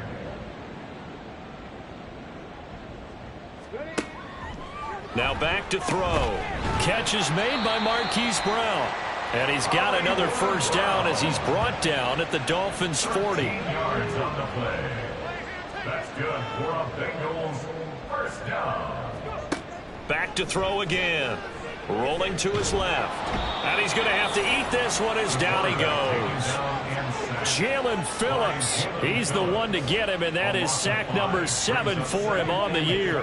Got to assume this defense will be charging again here. It's 2nd and 15. Out of the shotgun, they run with Barkley. Broke through some contact, but unable to reach the 40. 3 yards on the gain. They're going to need to do better on this next play. It'll be 3rd and 12. That's a gain of 3. Brings up 3rd and 12. Out of the gun, they'll look to throw. Got a man open. It's Chase. And he's got another 1st down as he's brought down at the Dolphins' 29-yard line. 1st and 10 at the 29-yard line. He'll look to throw. And this one's incomplete. Yeah, their back's up against the wall a little bit, and they come through by forcing an incompletion. Now they've got to continue to ratchet up the intensity a couple of more times and get off the field before giving up any more yardage.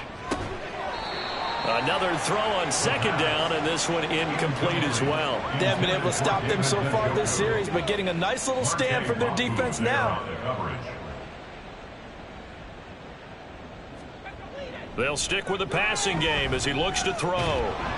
Nowhere to turn here, and he's going to go down. Back at about the 37-yard line. It'll be a loss of 8 on the sack, and it's going to lead him to 4th down. They were in the top 5 in sacks in the league coming into this one. That's their 3rd one in this game. Obviously, pass rush has been a strength of this team all year long. And apparently they're not satisfied with top 5. They want to climb that ladder. Yeah, I think it goes back to their offseason. They decided to make it a priority, and it's working out. A 54-yard attempt. McPherson's kick is good, and that'll get the deficit down to 15. So as it turns out, that sack doesn't wind up costing them, Charles. They at least get points, get 3 of them. Yeah, that's where your kicker can really come to your rescue because, you know, after the sack, there was a little consternation there. Are we out of field goal range? Are we going to be able to get 3? In this case, he stepped right up and gave them exactly what they needed. George Pickens back out now with the rest of the offense. He's the star wide receiver, and he's doing his thing so far here into the 2nd quarter. And how you get distinguished as a star, is each and every week performing to a high level no matter what they throw at you, because you always want to take him out of the game if you're a defensive team. How do you press him, double him, triple him, all those things? But the best players show up each and every week, solid games and some spectacular ones. And he has showed up time and time again. Now a deep ball there on second down, but it'll wind up incomplete. They decided the opportunity was there and launched a deep ball, but he was unable to get away from the defender, couldn't create space, couldn't uncover at the end of the route, and that one winds up incomplete. Now yet another incompletion here as they fail to connect on third. That might be the third down stop that they needed, because they've had a lot of trouble slowing down this offense in the first half. This might be their opportunity to get off the field. First kick, 47. This one looks good as well. Fair catch called for and taken right near the 30-yard line. A 41-yard punt there with no return. And the Bengals will take over here, 1st and 10. Jamar Chase hoping to be at center stage yet again as the offense returns to the field. Making his presence felt early in this one. First half, already over the century mark. How about the yards per completion, too? That's a pretty darn good number there. Number of catches, but his shredding defense is getting big yardage with each and every one of them. That'll give him 8 that time, and that'll bring up a second down in just a couple. 2nd and 2 at the 38-yard line. Off the play fake, he'll look to throw. This one caught downfield by Higgins. And all the way in for a Cincinnati score. T. Higgins with a milestone career touchdown number 100. Joining Curtis Martin and Franco Harris at the century mark as he continues to climb the all-time list. And the Bengals are able to strike quickly here as they are in for 6. Evan McPherson for the extra point.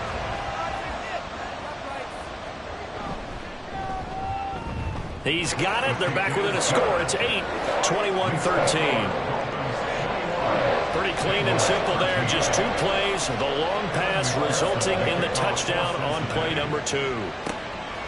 And he'll just take a seat, and the drive will begin at the 25-yard line. Out comes the Miami offensive unit now. They get set to take over. These guys definitely hoping for a better showing than their last appearance. They couldn't really even move the football much beyond the shadows of their own goalpost, Charles. We'll see if they can get a better, more sustained drive going here. Yeah, and every team that we ever talk to says the exact same thing. When you start a drive from that deep in your own territory, the goal is a minimum of at least 2 first downs, because even if you have to punt then, you change the field position, right? You flip the field a little bit. They didn't get that done. This time they want to string together a nice drive and help themselves out. They try to throw on second down, but this one is incomplete. Well, you most certainly don't want to go 3 and out here and get the football right back, because your friend, Old Momentum, he's wondering if he should change sidelines about right now. And if you don't convert here, guess what? He's going to make the trip to the opposite side, and all of a sudden, you've got a battle on your hands. His first catch, and it's a pretty big one. They get the conversion on 3rd down. And that's well executed there on 3rd down, and I love the confidence that they had to let their tight end try and find some space in the middle of the field, right in their quarterback's line of vision. And QBs love to make that easy throw, and they hooked up there for a first down. The throw over the middle, taken in, and that'll be good for 8 yards to the 45.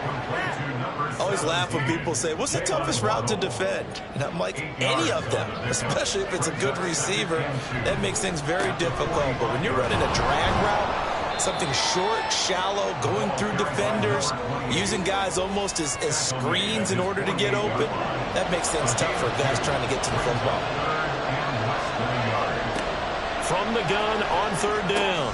Jarrett, throw left side, hauled in by McBride. And he'll lose yardage here, back at the 47. They call it a loss of a yard there. And that's going to make it 4th down.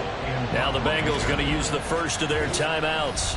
So as they talk it over, we step aside. On 4th down, A.J. Cole comes on to punt.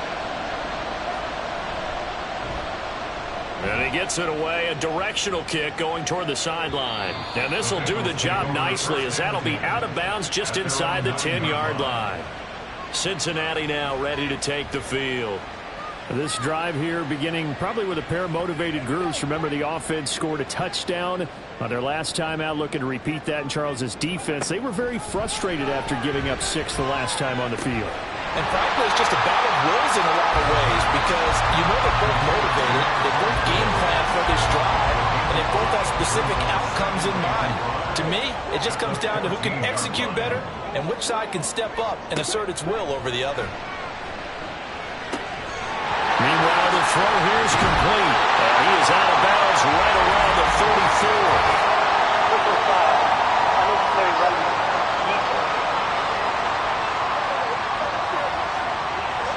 Now, I know it's an emotional game, Charles. You can't do that.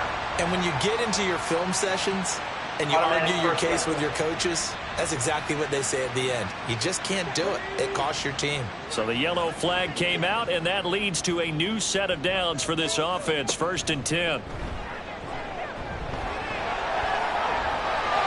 And this turns into a nice gain with a slide at the end. The coverage may be too good that time as he breaks away for 19 with his legs and a 1st down.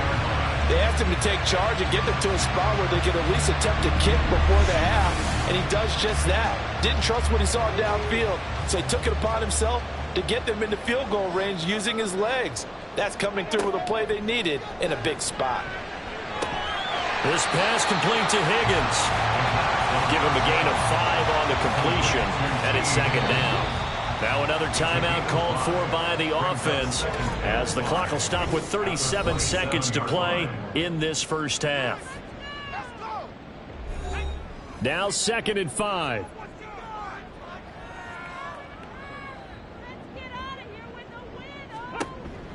From the shotgun, he'll look to throw. And that one complete once again to Higgins. And he'll be a couple yards shy of the red zone here at the 22-yard line.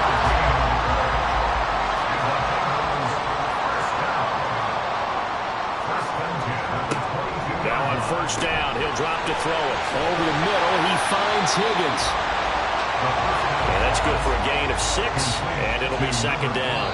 And with just 4 seconds left in this first half, a timeout call. Brings up 2nd and 4 at the 16-yard line. So with 4 seconds to go in the half, here's the field goal unit onto the field. This a 33-yard attempt. McPherson's kick is good.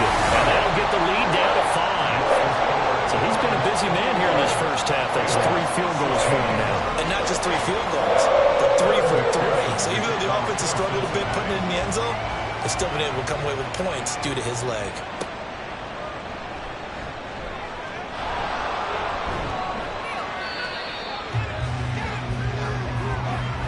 So we've come upon halftime here in Week 17. As we'll head down to Orlando, that's where we find our man Jonathan Coachman at our EA Sports Halftime Report. Coach.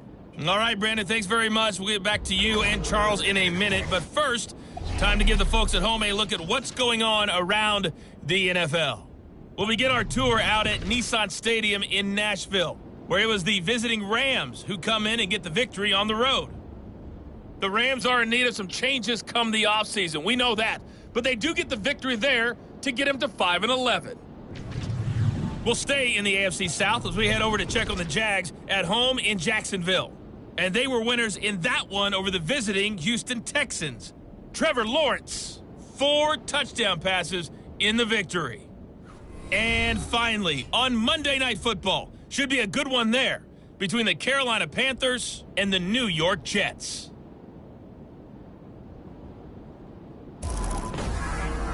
Both of these offenses had their share of high points in that first half. Each team had some big moments, and it would seem this could turn out to be a game where the last score wins. Okay, Coach, thanks as always. This one's still anyone's game as we welcome you back for quarter number 3. The Bengals with work to do in this third quarter, but they'll get the football first as we are back underway.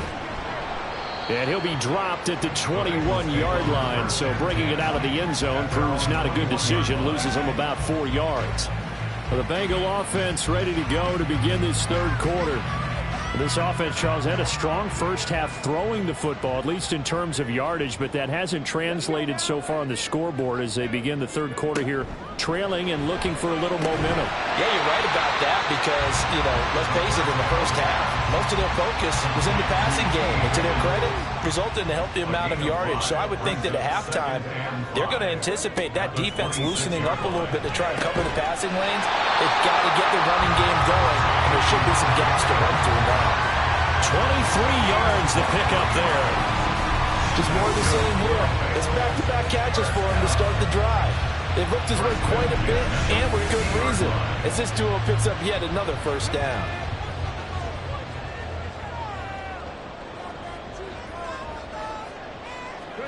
From the midfield stripe, they'll look to throw. And this is caught. It's Brown.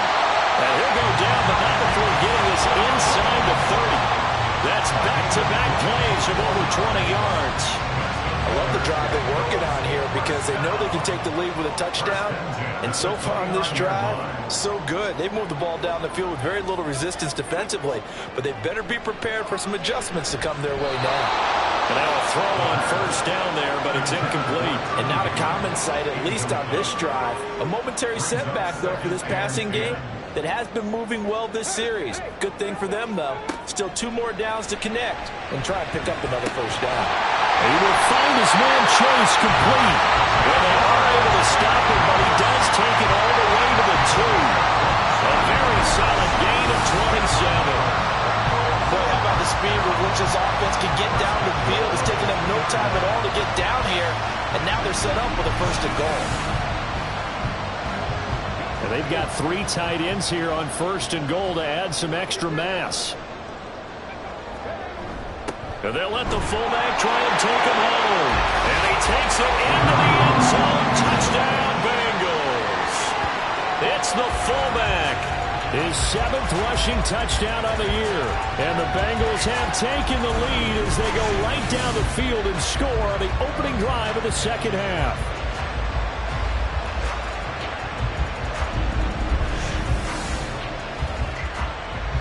And we remember, of course, all scoring plays need to be verified upstairs. And I think they're going to at least take a look at this. Is this a touchdown? That's the question. CD, what are they looking for here? You just need any part of the football to break the plane. You don't need the whole football. It doesn't need to go over the entire white line. It's just that front part of the white line. And if you draw an imaginary plane going straight up, that's what they need to cross. So take away the touchdown. The officials rule he did not. And he'll take this into the end zone for Bengal TD.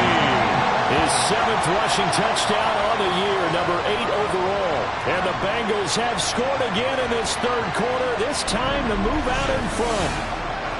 Well, if at first you don't succeed, try again. They go to the big man. Second time he gets it done.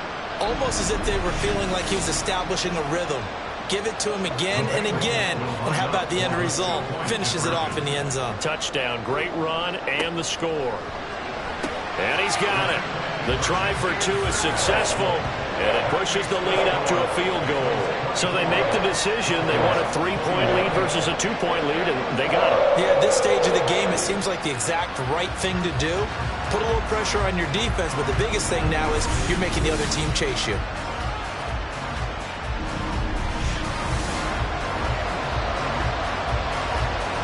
After the touchdown, McPherson on to kick this one away. Taken at the goal line. And he will make it to the 20-yard line and no further. George Pickens back out now with the rest of the offense. So far, he has the trio of touchdowns. Obviously, it's been a pretty good game for him. So if this were hockey, they'd be throwing their hats out on the ice for the hat trick, right? I'm not sure exactly what you do in the NFL except applaud and continue to hope you see a little bit more of this. What a tremendous game. You want to start a new tradition? What can we throw on the field? I don't know. We'll throw your mic out there. A lot of fans would like that. Cut his mic off. 3 touchdowns so far. On 1st and 10, Jarrett. And that is incomplete. Now the coverage a little too good there, and it's second down.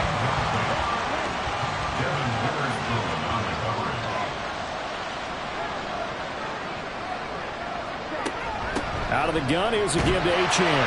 And he takes this up right near the 45-yard line. 4 yards the gain, and it'll bring up a third down. They are in need of 6 yards here if they hope to move the chains. To throw on third down, Jarrett. Work in the middle of the field, and he's got a man complete. And he's got another first down as the tackle's going to be made at the Bengals 30. Excellent play there on third down. Give them 25 yards. I'll tell you what, a lot of those mid-range throws have been available because sometimes teams get too concerned about the deep ball and they leave too much space in front of them. And these guys have been taking advantage so far. So they'll come up in Bengals territory now with a 1st and 10 at the 30-yard line. Operating from the gun, Jarrett. That is incomplete. So it looks like they stopped some fight in them on this series because it seemed like things were headed for the red zone. But this defense gets 2 more stops. They can keep them out of that area. He'll try again with the arm here on second down. And that is incomplete. A lot of force bearing down on him there. He could not hang on. It's third down.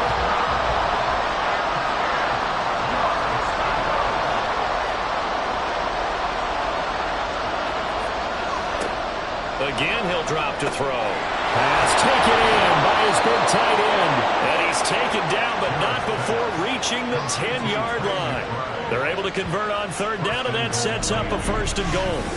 So another on-target throw, and that last one, Charles, going to put him up over 5,000 yards passing out for the season, and that is not an insignificant number. Indeed it is not, because this is not a big list, and most of the guys on it, Drew Brees, Peyton Manning, Tom Brady, Dan Marino, they either are or will be Hall of Famers. And from the 9, they get this to the 5-yard line. So that run gets them about halfway home. Yes, now 2nd and goal. The end zone beckons. It looms. They can do whatever they want. Full playbook. Run it again, or they can go play action and try and put it in that way. And the hole closes quickly here. He can fight only to about the 4. Calling a gain of a yard as they get a little bit closer here. It's 3rd and goal. Operating from the gun, Jarrett. Looking end zone, but it's incomplete. What an excellent defensive stand there in the red zone. Nice tight coverage. They certainly recognized how important it was to bring up 4th down here.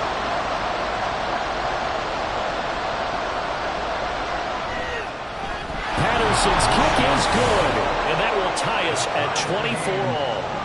So give him 3 on that drive. You know, normally you'd say, we'll take it, but the way points have been flying around, it feels like a little bit of a letdown. Yeah, you just have to wonder, are field goals going to be enough? Because as you pointed out, the way touchdowns have been scored, does kicking a field goal actually put you at a disadvantage the rest of the way? And he had no room to run as he's tackled down inside the 20.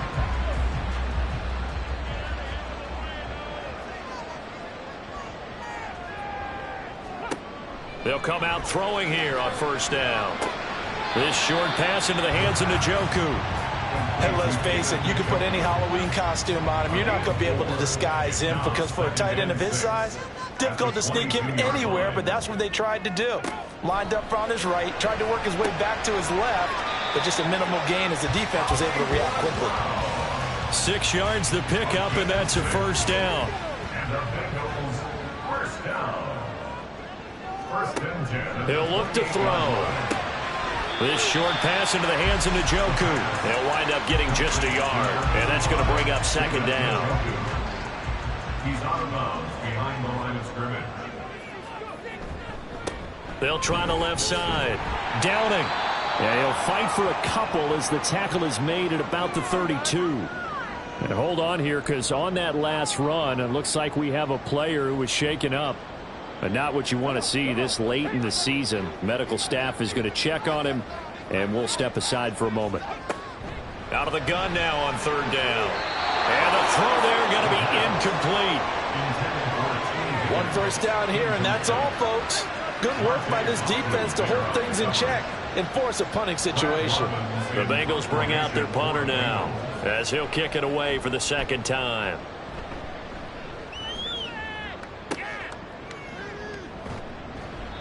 43 yards on the punt, return of 4, and it'll be Dolphin football. Miami's offense set and ready to go. And last time they got 3 points, but it was a chip shot field goal. And when you go to the sideline after a chip shot field goal, maybe the offense not too happy. It's a balancing act, isn't it? Because you're exactly right. They're none too pleased that they didn't punch it in for 6 points. But I also have to remember they did put points on the board. 3 points is 3 points. And in this league, you take points when you can get them. Not easily done. 2nd and 9. At the 28-yard line. Looking to throw. Jarrett, and this throw a bit late as he couldn't reach back for it. Not sure what happened out there, but looked like the timing was a little off on that throw. Now, you know I'm a defender, so what am I going to say? Great defense. And darn right. They did something to disrupt that timing. And now the 3rd down throw incomplete as well. Partner, the way this offense has marched up and down the field during this game, it's almost a surprise to see an incomplete pass on 3rd down, isn't it? And they have had their foot on the gas all game long, but here finally stalling out. On 4th down, the punt team is on as this is sent away. 47 yards on the punt that time, just 1 yard on the return. And out will come the offense as they take over. The Bengals getting set to go. And our game's hit a little bit of a lull here, a little bit of a snag. Punts on back-to-back drives. And old school coaches don't necessarily mind that. Didn't turn it over, right? Didn't create a big play for the other team. Right now what you're looking for is can you gain an advantage in field position? And that's what both teams are seeking right now. Yeah, they'll be seeking to gain that advantage here on this drive. Now this pass into the hands of Saquon Barkley. So give him 2 yards there on the completion. And now 3rd down and 6 to go. Brings up 3rd and 6. He'll drop to throw. Able to find the open man. That's complete. And he is going to have the Bengals 1st down as they're able to get the 3rd down conversion. I don't care how many times we see it. I still get a kick out of watching quarterbacks and receivers do the pass tree in pregame warm-up. But I always remember that when we go to practices, we see that after practices as well. They really tune it up, don't they? They tune it up. They know why they do it for these situations. 1st down. And they build that trust, and that's why they're able to find him in this type of a situation. 2nd and 3. He's going to have the hook up here to Chase. And Chase going to pick up a Bengals 1st down up to the 47-yard line.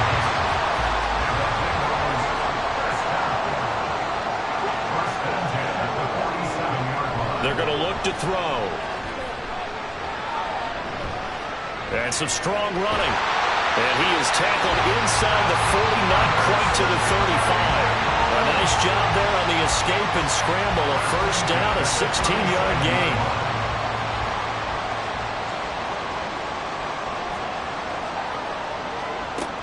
They'll look to throw here. Over the middle, that's caught by Chase.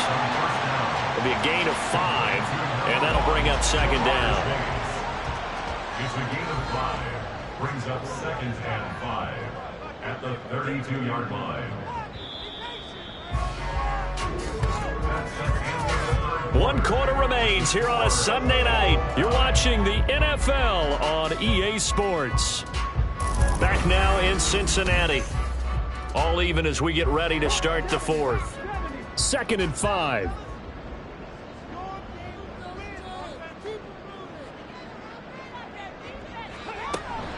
A give to Barkley out of the gun. And brought down, but not before they're inside the 25. They picked up 5 yards last time. Now they double it and get 10 here. First and 10 at the 23-yard line. On 1st down, Downing. And able to work his way down to the 16. A solid run on 1st down. Gain of 7 leaves him with a 2nd and 3. Brings up 2nd and 3 at the Dolphins' 16-yard line. They'll keep it on the ground. Downing. And he'll get it here to the 10-yard line. 6 yards to pick up, and that's a 1st down. This has been an up and down, back and forth type of a game, hasn't it? Maybe this long drive take a little bit of the wind out of their sails, kind of settle things down a little bit.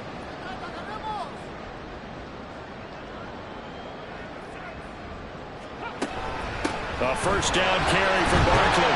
And he's going to get a solid gain of 9 before being brought down. Second and right at a yard. Brings up second and a yard. One back in the backfield. He'll get the carry. And he will take it on in for a Bengals touchdown. A great play there. His 25th touchdown. Tying Emmitt Smith for the 5th most in one season. And the Bengals have broken this deadlock and have taken the lead here in the 4th. McPherson now for the extra point.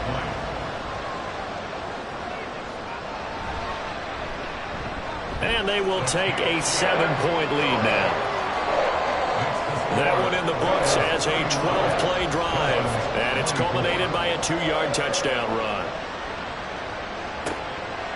And no thought to bring this one out. He'll just go down to a knee, and they'll take over at the 25. So the Dolphins offense heading out as we give you a look at the playoff race in the AFC. And they will be in the playoffs as champs of the AFC East. But as it stands right now, Charles, they still would have to host a game on Wild Card Weekend because they're still looking up at that #1 seed. And that's when you tell your team, remember, guys, at the beginning of the season, what was our deal? Let's win our division and get to the playoffs. That was job one. Let's not get greedy about the whole thing, because whether or not they end up with a first-round bye or not, you and I both know this team's going to be a tough out in the playoffs. We got a pause following the play because it appears a member of the Bengals in some discomfort. Always unfortunate to see an injury, especially this close to the end of the regular season. We'll step aside.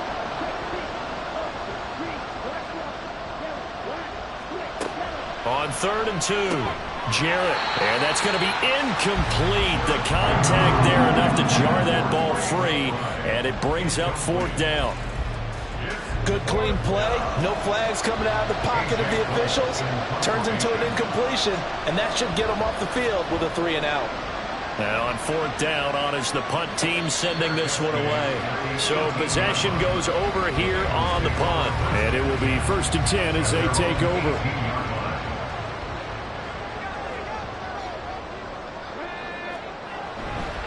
They'll start on the ground here on 1st down. And running room scarce here. He's going to be stopped in his tracks at the line of scrimmage.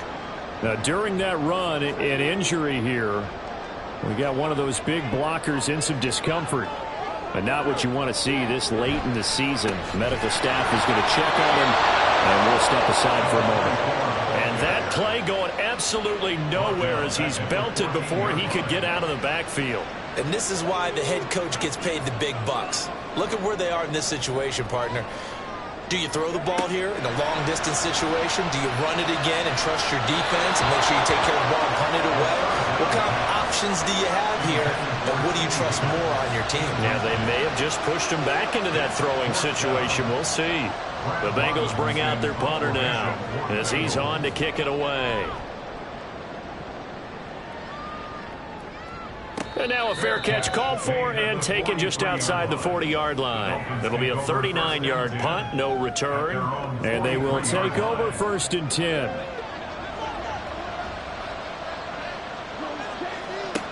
Throwing to start the drive. Jarrett got an open man. It's Pickens.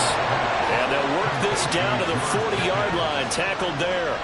That's a good way to start the drive, 17 yards and a 1st down. Tell you what, he's been able to put the ball in some tight spots all game long. That throw, no different. Yeah, a lot of people would call it a gutsy type of a throw. I think he looks at it as, I can do it, so it's not that big of a deal to me, and I'm going to keep firing. Now Achane on 1st and 10. And little room to maneuver there. He gets it down to about the 39. Just a yard on the 1st down carry, so it's 2nd and 9. Again, it's Achane.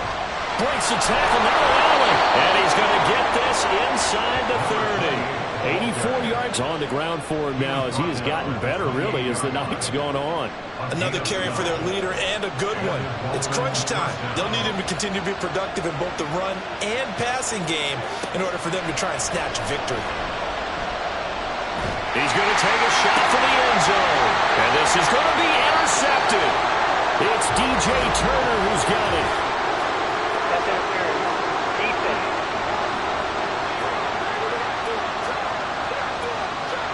So the ball's moved to about the 1 after the penalty. 1st and goal. Back to throw. Jarrett. And that is caught. Touchdown, Miami. Trey McBride, a 1-yard touchdown reception. And the Dolphins are an extra point away from tying this game here in the 4th. We are set up for a fantastic finish now. A 4th-quarter touchdown here. We're an extra point away from a tie football game. And I know they're thinking about possibly going for 2, but I'd go ahead and kick this one and just get it back to level.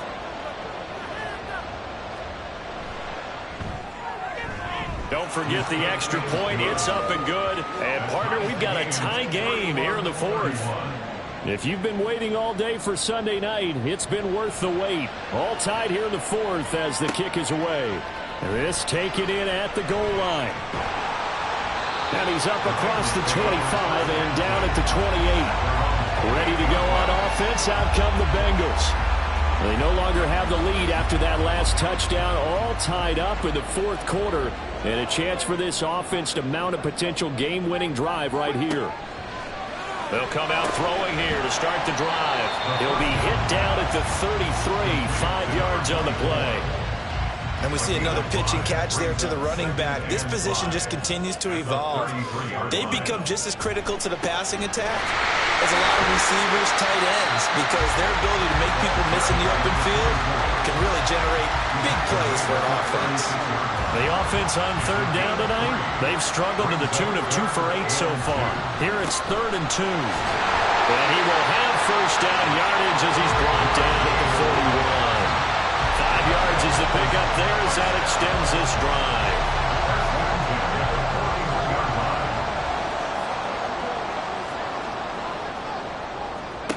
They'll look to throw now on 1st down. This will be caught by Brown. And he'll be taken down, but not before he works it past the 50. It's a Bengal 1st down, a pickup of 11. That's another Bengals 1st down. 1st and 10 at the 48-yard line. The play action fake. They'll look to throw.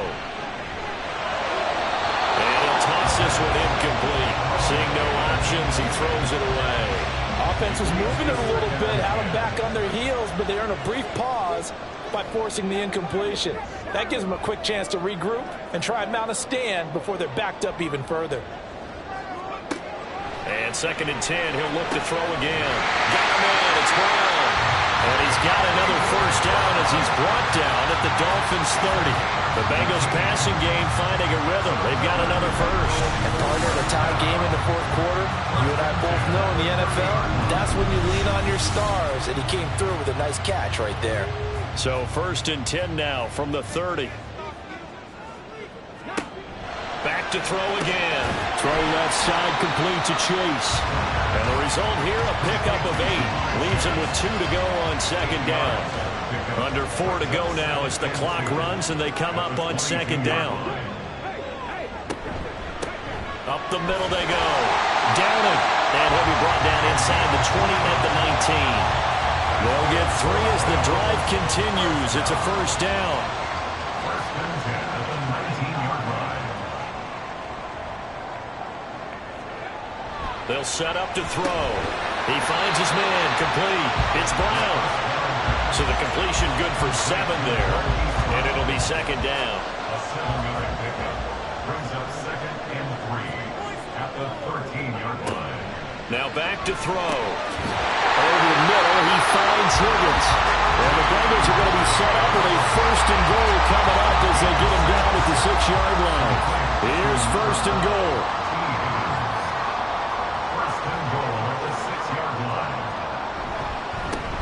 One back in the backfield, he'll get the carry. And he's able to get it down to the 2-yard line. That's good hard running right there on 1st and goal. That gets him down to the 2 and puts a lot more pressure on that defense. Getting down to the good stuff. All tied with 2 minutes remaining on EA Sports. 2nd and goal, and they will try again from the 2-yard line. They'll try to run this one in. And he is in. Touchdown, Bengals.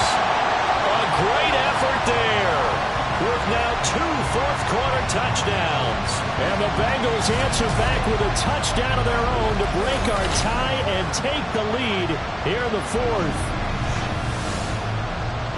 Well, he finishes off the drive with a touchdown run, Charles. Remember, he also had a catch on this drive as well. And that's what running backs want to be in today's NFL, a complete back. 3 down, stay on the field, run it, and catch it. And he gets it done. Important extra point up and through, and they will take a 7-point lead. After the touchdown, McPherson on to kick this one away. And it'll come out to the 25 as he will not attempt to return. So the Dolphins now down by 7, just under 2 minutes to go. They've surrendered a double-digit lead but can rescue themselves late as they come up on first down. Here's Achane to start the drive. He'll work his way up the middle for a gain of about 4 on second down. I know a lot of people won't like the draw called in that situation, but every now and then that pops big. In this case, it didn't happen. Back to throw. It's incomplete. Took a shot, couldn't connect. Well, they need a touchdown, and here they're saying, we're not going to get it 10 yards at a time. They felt they needed to take a shot there to at least get them across the 50, but that one falls incomplete. That is caught, and he is going to have the Dolphins first down as they're able to get the third down conversion. And we got a pause following the play because it appears a member of the Bengals in some discomfort. Always unfortunate to see an injury, especially this close to the end of the regular season. We'll step aside.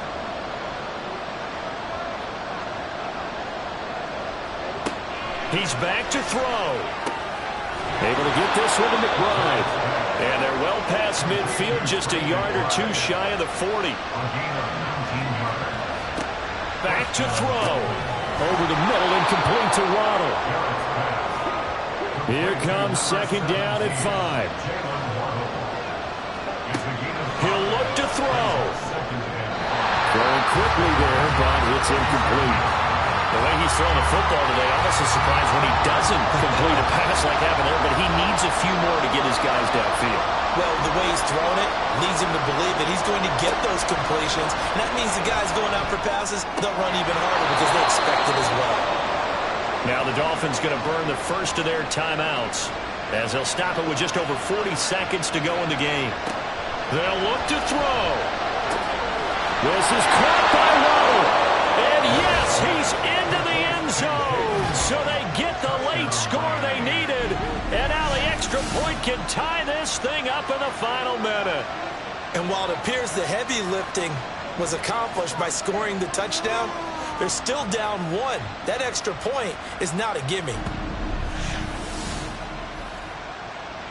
Extra point try now for Patterson.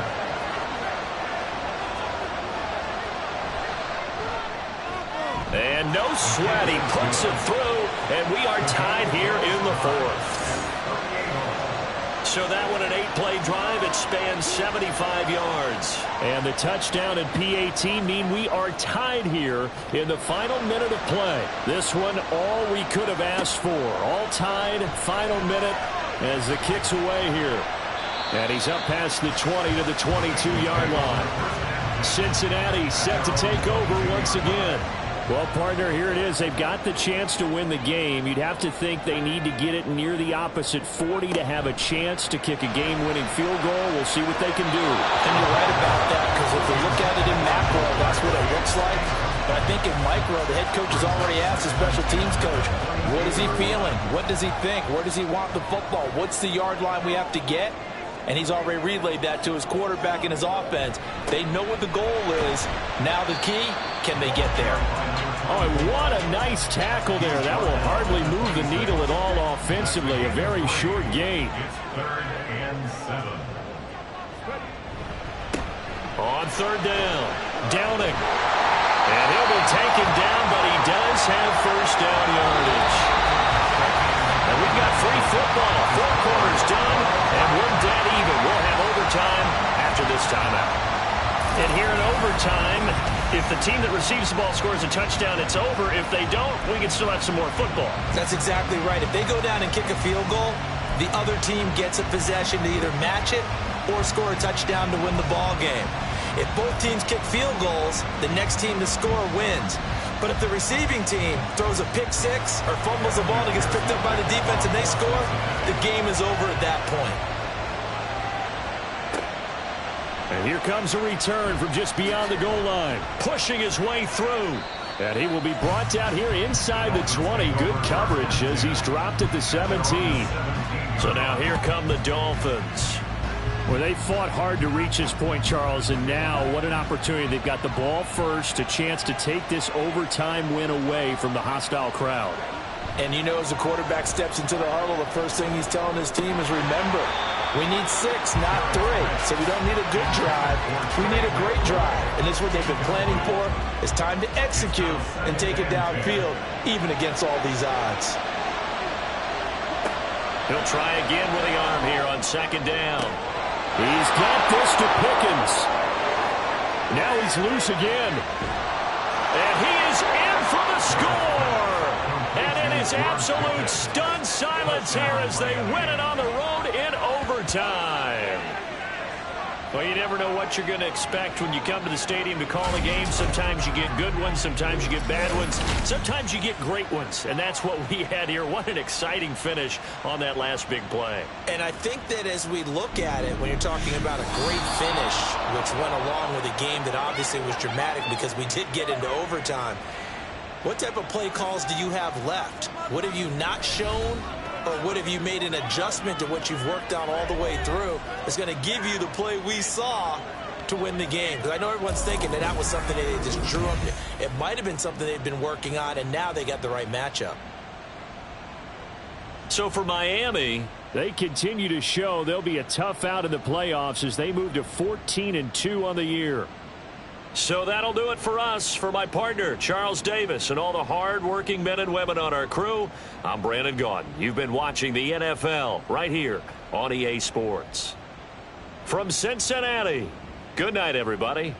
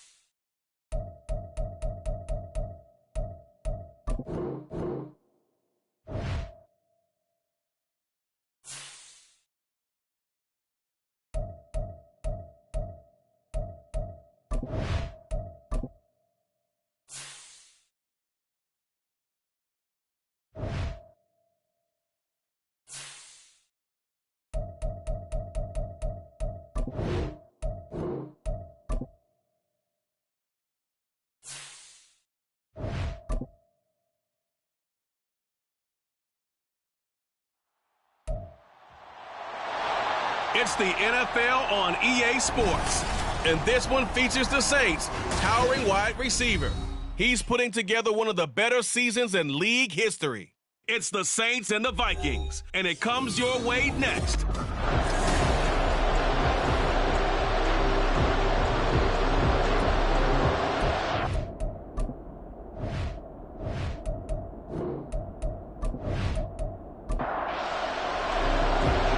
Just about time to rock as toe gets ready to meet leather. And we are underway from the Superdome. This fielded right at the goal line. Down as this drive will start at the 25-yard line. And here come the Saints for their opening drive.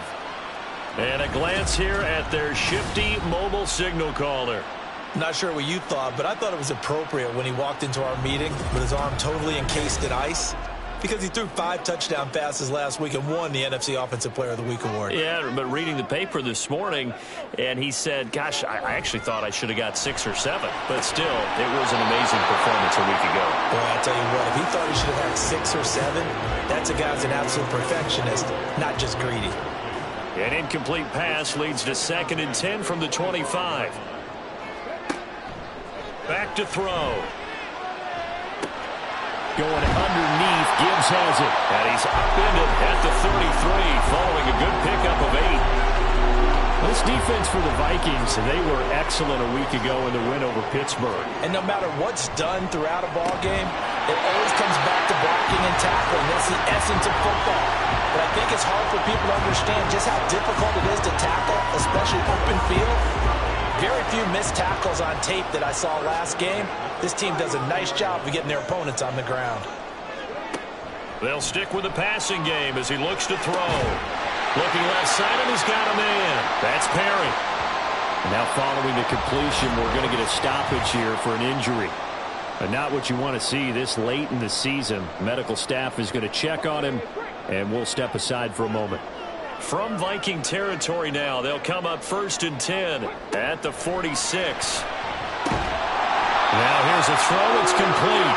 So the completion good for 6 yards. And it's 2nd down.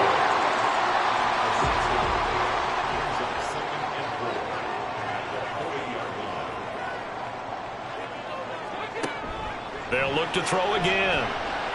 Eluding the pressure right. All in all, no gain on the play, and it'll bring up 3rd. But one of the things we talked about coming into this one is we were never going to question the fight that he's going to have for all 4 quarters of a game. But ideally, you want him fighting for big plays and first downs early, not fighting just to get back to the line of scrimmage, as we saw right there. And this is going to turn into another first down as the tackle is made at the Vikings' 25-yard line. It's a pickup of 15 and a fresh set of downs.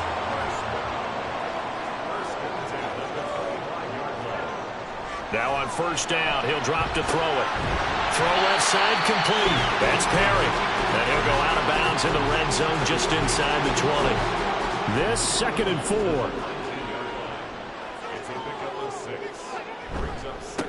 First run of the game for Jahmyr Gibbs, the Alabama product. And on this one, he'll get to the 15, right at the 15-yard line. 4 yards the pickup, first down. He'll look to throw. Caught by Mayer. The result, only 4 yards there on the play. And that will bring up 2nd down.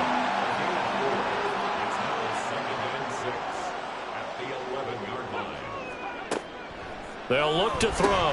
It gets it right back to Mayer. And the Saints are going to have a 1st and goal as the tackle is made at about the 5. A terrific opening drive has them knocking on the door, 1st and goal. At the 5-yard line. They'll run with Gibbs. And into the end zone. Touchdown, New Orleans. Jahmyr Gibbs, his 26th touchdown, drawing even with Marshall Faulk for the 4th most in a single season. And the Saints are on the board first here this afternoon. Like what we saw right there, good running down near the goal line, because that was a really good drive. They were able to possess the ball, have some early success moving it downfield, and then clearly the most important thing, finishing things off with the ball in the end zone. Groupie able to add the PAT, and that makes the score 7-0. And he'll elect not to return this one, so they'll bring it out to the 25 on the touchback. So here come the Vikings as they get set for their first drive. And they'll be led out by their 8th-year quarterback. And I thought it was a really nice performance last week by him. 3 touchdown passes. I think that signifies exactly what he was getting done. He did have the 1 interception. But that's the ratio you say you're okay with, right? If you go 3-to-1, you're going to be pretty happy over the course of the season. And let's face it, he'll never blame the receiver publicly. But behind closed doors, he probably told his agent, hey, what's the deal? I should have had a perfect game. 2nd and 6, just inside the 30. They go play action here. Purdy will get this complete to Kadarius Toney. And he'll be taken down, but not before they work it across midfield. 22 yards there, a first down. The goal for any offense versus his own defense, find the holes where guys are available and put the ball on the receiver before any defender can step up and fill it. They did it well there. Perfectly executed crossing route. So in Saints territory now. Here's 1st and 10 at the 49-yard line. And he's going to take this ahead for right around 3 yards, but no more than that. 2nd down. These are his numbers from last week's contest. 16 carries, 60 yards. Not a horrendous week last week running the ball, but definitely room for improvement for their numbers. No doubt they made some slight adjustments to how they're going to call plays this week in hopes they can kick those numbers up a notch. Purdy's throw taken in by Hawkinson here. And this is going to be another first down as the tackle's made at the Saints' 34-yard line.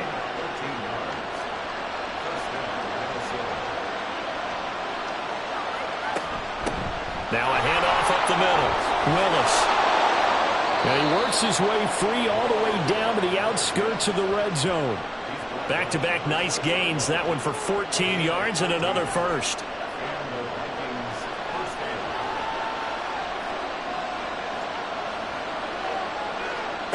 Here's Purdy. Looking for Godwin, and he's got it complete. And he'll wind up losing yardage here back at the 21-yard line. That one unable to develop, never got going. A loss of a couple, and it's 2nd down. Purdy will set up to throw it here. Pressure applied, and he's going to be taken down. They sack him back at the 33-yard line. Multiple players combined for their team's first sack of the game. A few issues here on the offensive line. Apparently, he got sacked 5 times last week. They got to him here in the first quarter. And I would think that running the ball would be paramount here because it's a different team they're facing, but they watch the film as well. So they'll take many of those same principles and try to apply them in this game to see if they fixed what was wrong with them in the last game.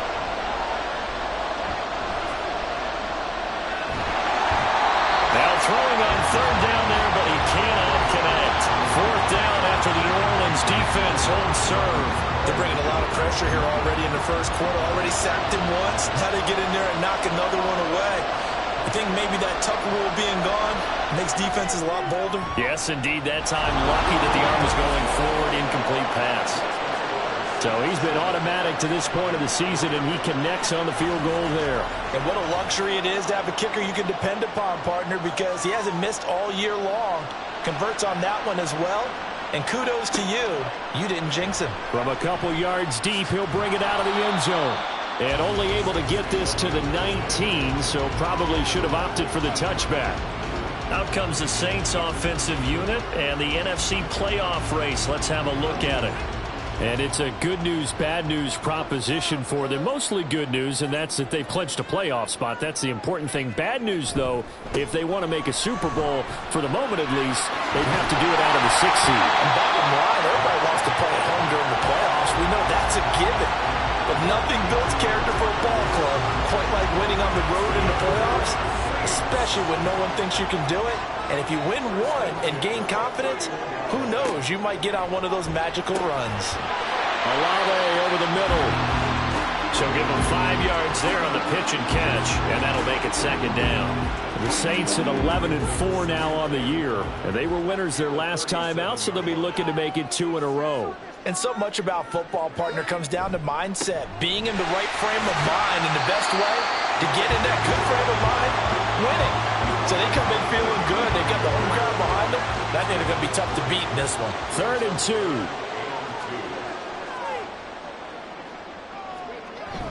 2. Gibbs will try and pick it up.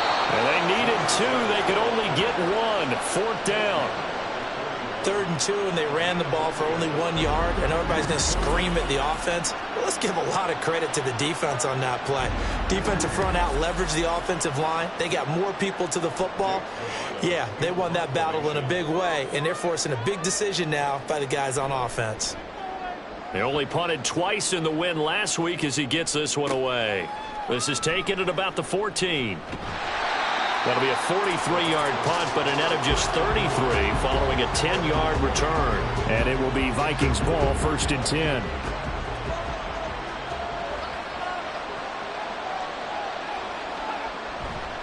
They'll start this drive out on the ground. And he'll manage to pick up about 4. It's 2nd down. And you look at this Saints defense. They're in the spot statistically that you don't want to be in against the pass. Number 32 in the league, dead last. That was a nice play right there, but overall this season, it's been an absolute disaster. A total lack of communication on the back end. They need a leader who can put this team, this unit, on his shoulder pads and carry them to the right spots. Purdy. A quick throw there, but it's going to be incomplete. That makes him now 0 for 2 here in the first quarter on 3rd down conversions. And now they look to their defense because they need them to step up so they don't fall further behind here in the early going. And the win last week punted 4 times as this one's away. It's taken to the 26. It's a return of 4 following a 42-yard punt. And the Saints will take over with a 1st down and 10. Jahmyr Gibbs and the rest of the offense headed back out. And you see his numbers from a week ago. He was up over 100 yards then, and he's already hit pay dirt here once in this one. We always talk about quarterbacks and receivers getting into rhythm, right? Really feeling good, finding each other downfield. I think running backs operate the same way. They can hit a good rhythm and a good stride, and he's carrying it over from last week. 17 there and a New Orleans 1st down.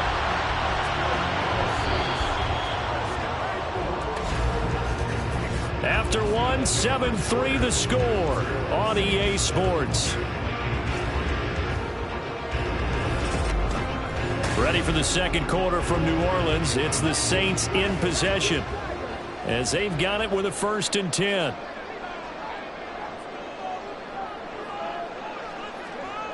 Back to throw here. Got his man complete over the middle. It's Perry. And he'll work it across midfield inside the 45. From Viking territory now, they'll come up 1st and 10 at the 43. They'll look to throw here. Over the middle, complete. That's Gibbs. Will go down as a gain of 6, and it'll be 2nd down. Just about every quarterback is trained to really look downfield first before you come back and make a nice, safe throw. And in this case, that's exactly what he did. Found his running back, let him create some space, and it turned out to be a nice play for the offense. And they'll have it in the red zone before he crosses over out of bounds. 61 yards rushing for him as he has been tough to stop here this 1st half. They're making it look easy out there. Another 1st down. So far on this drive, let me do this little bit of math here. 4 plays, 3 1st downs. That's a pretty good recipe for success. So here's a 1st and 10 now down inside the 20. Now a shotgun snap as they'll look to throw. Over the middle, and Mayer hauls it in. And the The Saints are going to have a first and goal as the tackle is made at about the 5. It looks like a jumbo set with 3 tight ends here for first and goal. On play action, they'll throw. Now he's forced out right, and he'll be brought down right on the edge of the goal line at about the 1-yard line. He'll wind up getting right about 4 there on the scramble, and it's second down. Gibbs. No signal, and now they say he did not get in. He is stonewalled at the 1. A big play forthcoming. Here's third and goal. Gibbs again. And he'll take it into the end zone for the Saints touchdown. Jameer Gibbs with his second touchdown here in this first half, as his guys are able to extend their lead. So his strong first half continues as he finds the end zone here for the second time. And definitely good blocking at the point of attack, and you just have to love watching the way he can create space down near the goal line, and he's able to take it into the end zone. Here's Groupie for the PAT. And this one's right through to make it a 14-3 ball game. So that drive goes 8 plays. And it was all capped off by a touchdown run from Jameer Gibbs. And he'll just sit on this one as their drive will start at the 25. Now the Vikings offense works their way back onto the field. The partner, just looking at some of the struggles they've had this season, the playoffs are not in their future. As they start to peer toward the offseason, what moves might they make? I think the running back position, and I know we talk all the time about the NFL being a passing league, but the teams that run the ball effectively, they're the ones that go deep into the playoffs and go to the Super Bowl. They have to upgrade here. And you and I both know in recent years in the draft, people have shied away from taking a runner early, but if there's that special one there, I say they go get him. A second down throw for Purdy. That's complete. Demario Douglas with it. And out across midfield down to the 45. 28 yards the gain there on the catch and run. And Charles, with that completion, I'm told that puts him over 3,000 yards passing now on the campaign. And Brandon, nowadays your leader's usually closer to 5,000 yards on the year, but still, 3,000 yards, a good season. This offense finding its legs now. Here's another 1st and 10. Up the middle they go. Bulls. And he'll go down here at the 35-yard line. Now that was an excellent run. And when you see that happen, that's when you're seeing guys doing their job and then some people doing a little bit more. Offensive linemen and tight ends, they're expected to block. But the wide receivers, all they want to do is catch passes. So when they block on a big-time running play and create extra space, you've kind of hit the jackpot there. An incomplete pass on second down leads us to 3rd and inches. Now a handoff up the middle. It's Willis. And brought down, but not before he was able to break the tackle, and the extra effort moves the sticks. And hold on here, because on that last run, it looks like we have a player who was shaken up. Always unfortunate to see an injury, especially this close to the end of the regular season. We'll step aside. Here's Purdy on 1st and 10. And he'll go down at the 26 following a gain of 6. So from the 26-yard line, here's 2nd and 4. A quick throw completed by Purdy. And this is going to be another 1st down as the tackle's made at the Saints' 12-yard line. They give him 14 yards that time and a fresh set of downs. He's certainly done a nice job spreading the field on this drive, and here he finds his big tight end for good yardage. And that's what you have to do. Keep defenses guessing about where you're going to go with the football. They'll run on 1st down. Bulls. And he'll fight his way down right around the 12. Just a yard on the pickup there, and it'll bring up a 2nd and 9.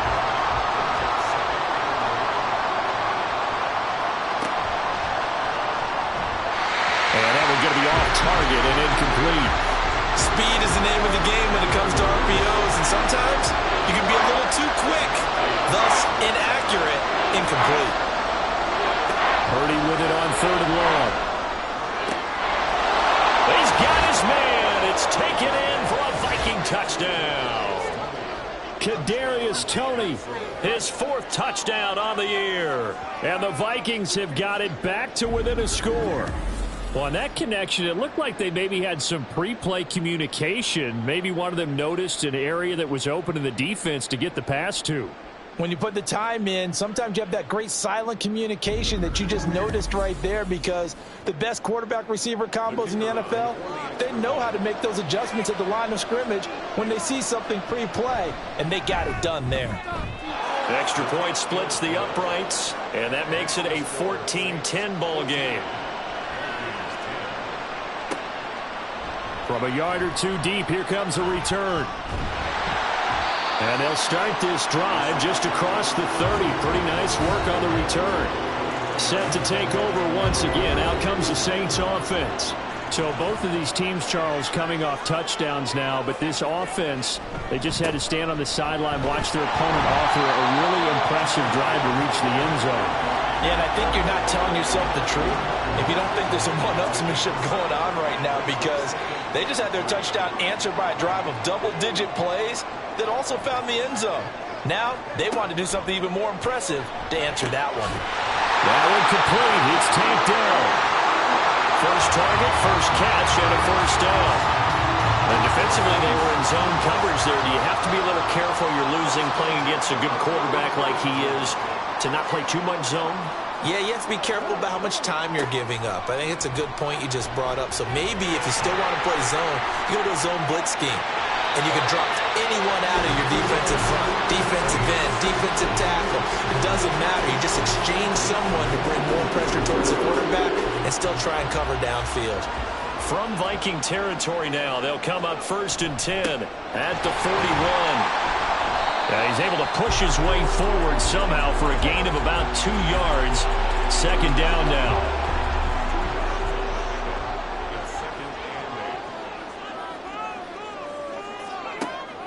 They'll set up a throw. Olave holds it in. Calling a gain of 3 on the play, and it brings up 3rd and 5 now. They'll need 5 on this play to move the sticks. He'll look to throw. He's going to rifle one deep left side. And he's got him. It's caught in the end zone. Touchdown, New Orleans. A.T. Perry, 36 yards. And they are able to add on to their advantage. So on 3rd and medium, they dial up the pass, and it works to hit the end zone. And it's really not a surprise to me. That's a throwing down in the NFL because of how tough it is to run the football. But what offenses like to do is still show run formations to make them respect it and throw out of those. In this case, they took a nice shot at the end zone and made it pay off. The point after, good by Grippy. And that makes it a 21-10 game.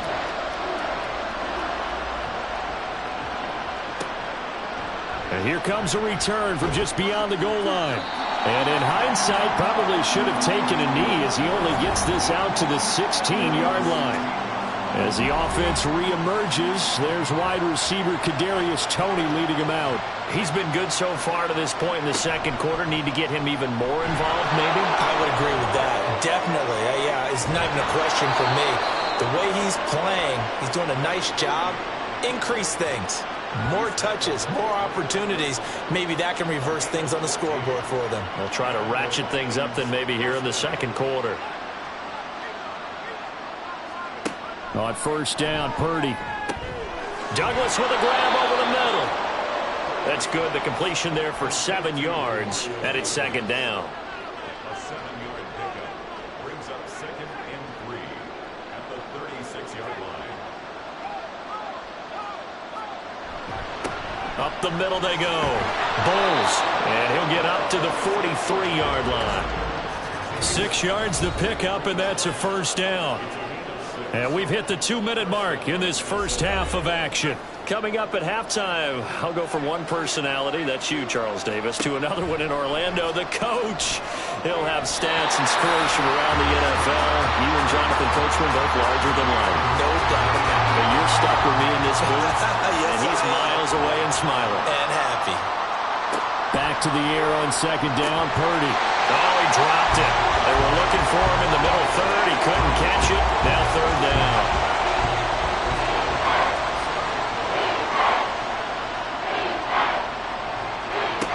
back to throw, Purdy. And that's incomplete. That could be the stop this defense needed to get them back on track. They've been pretty well dissected by the offense here in the first half. After that possession, now they know that they can compete with this offense. 44 on his first punt, and this is a good kick as well. Taken in at the 11. A very nice punt that time, but they get 11 back on the return.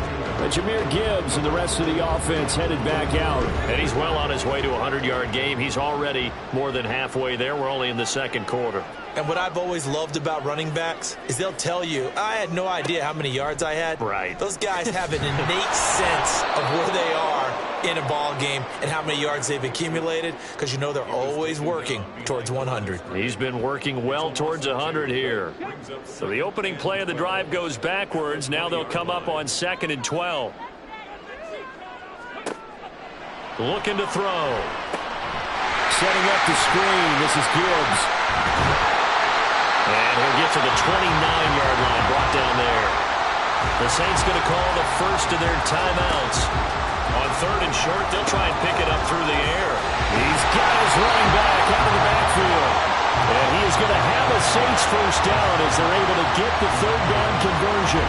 They certainly made a point of getting him involved in the passing game here in the first half. They must have seen something in the scouting that said, hey, we can capitalize on him getting the ball possibly in the open field. And I think in the second half, that may loosen up the defense a little bit to get the running game going back inside. Now a play fake here on 1st down. And that's going to be incomplete. And partner, to me, that one was all about timing. If he's there too early, it's going to be a pass interference call. If he's too late, it's a completed pass. He was Johnny on the spot on that one.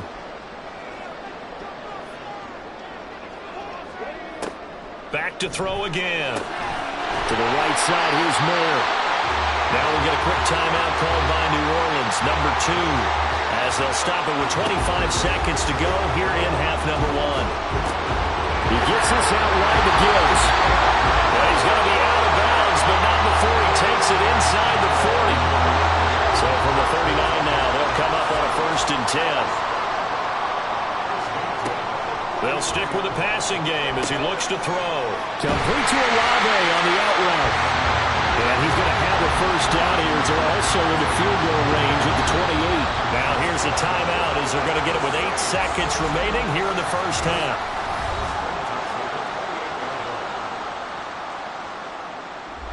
So even though it's first down, here's the field goal unit on now to try to get 3 before halftime. From the right hash, this from 45 yards away. And this one is right down Broadway. And the lead grows to 14 at 24-10. So a big play before the end of the half to get him into this spot, and they cash in with 3. How about the 1-2 to the solar plexus on that one? The big play, the field goal, not much time left on the clock. That's the way to go into the half. And he returns this to the 22.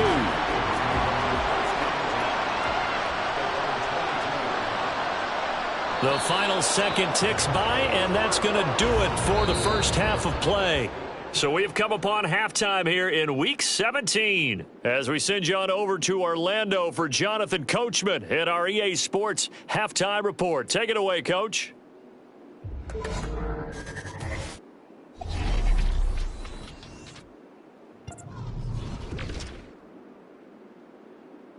We'll begin up at legendary Lambeau Field in Green Bay. And it's the Buccaneers who are out in front with that game closing in on halftime. Nick Boyle, a touchdown reception. From there, let's hop over to New England. Check out the Patriots at home in Foxborough. And you can see, currently they trail in that ball game. The Raiders trying to gut this one out as it would be a good victory for them if they could get it. Finally, let's get to the country music capital of the world and see what's happening with the Titans at home in Nashville. As you can see, the score there in the second quarter. The Rams locked in a tight one, but this is a game you feel they've got to have. In the first half, it was the Alabama man, Jahmyr Gibbs, who had it cooking. He had a nose for the end zone as he wound up with 2 touchdowns on the ground in those first 2 quarters. All right, Coach, thank you, and we welcome everyone back for quarter number 3. The Vikings set to receive the second half kickoff, and they trail it here as we resume play. And the tackle going to be made right there at the 25-yard line. But the Vikings offense set to go to work to begin this third quarter. In the first half, they struggled a little bit to keep pace offensively, CD, down 2 scores here. So how do they make some changes coming out of the locker room? Well, they've studied what they did in the first half. They've seen what the defense is throwing at them. Now they want to have a plan of attack against it. So you come out, you're not going to get all the points back on one drive, but get started on it. Start chopping into that lead, and maybe it'll inspire your defense to help out as well. Here's a throw right side, taken in by his tight end. A 5-yard pass on first down and another 5-yard connection there. Play action. Now Purdy. His throw incomplete. Just what they need, a lecture from me, but subpar offense is what helped get them into this spot. And now they're continuing the trend with incompletions. That won't get them out of it if they don't change something soon. Purdy will look to throw again here. Over the middle, he finds Godwin, complete. They get 6. That'll leave them with 3rd and 4.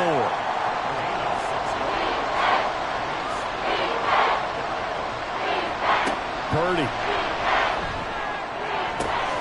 Able to find the open man. That's complete. And this is going to be another first down as the tackle's made at the Saints 35.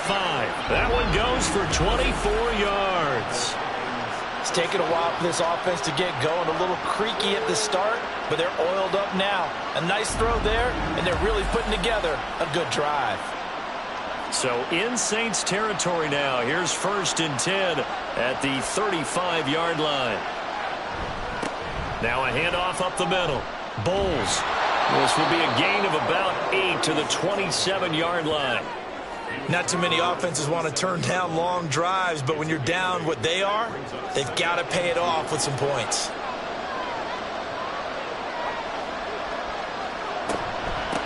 On 2nd down now, it's Willis.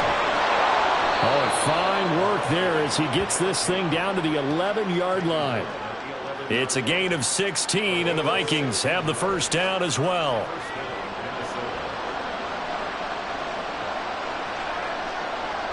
False start's going to push him back, but these days, how hard must it be to be an offensive lineman? It's very hard, Brandon. You've got defensive linemen flinching, trying to draw you off sides. You've got the loud crowds, and there are just so many super athletic players on defense now that you have to deal with each week.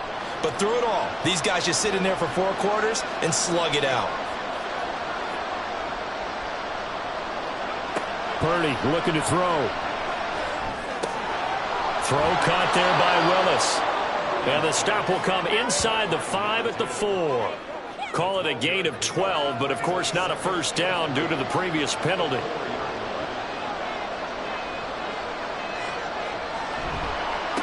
On 2nd down, they'll try and run the counter. And he will push his way forward down to about the 3-yard line. Give him a yard on the run there, and that's going to set up a 3rd down and 2. Shotgun now with Purdy. To the end zone, but it's incomplete.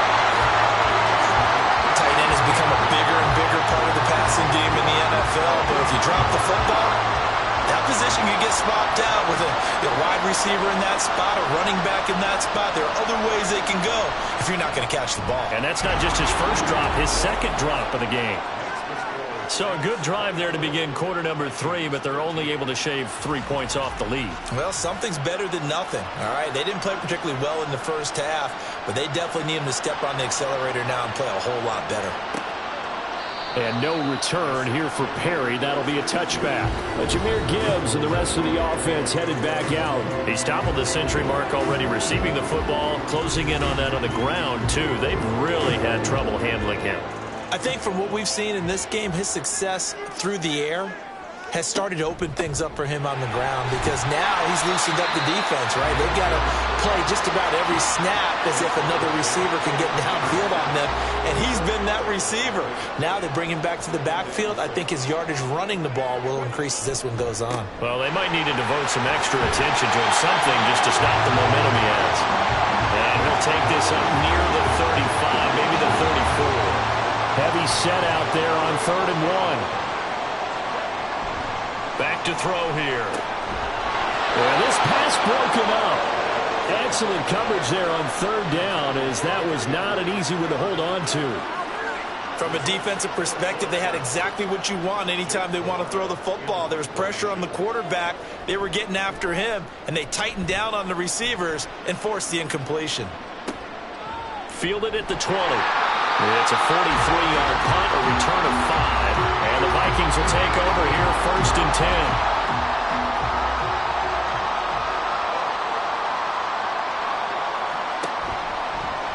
And they'll begin by running the option. And he'll be upended at the 28-yard line. Just a 3-yard gain there.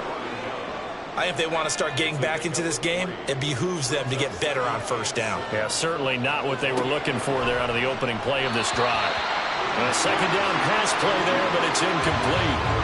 Had an open man that time, but ended up putting a little too much heat on it, don't you think, partner? Absolutely. Just needed a touch more air under it. Instead, he fired an absolute bullet. Here's Purdy now on 3rd and goal. Out to the flat. That's complete to his running back. And they'll take him down at the 31-yard line. 3 yards, all they could muster there, and it'll bring up 4th down. Boy, that was certainly well-read defensively, and the key to any screenplay is space to work, and there was none to be found there, and they tackle him for just a short gain.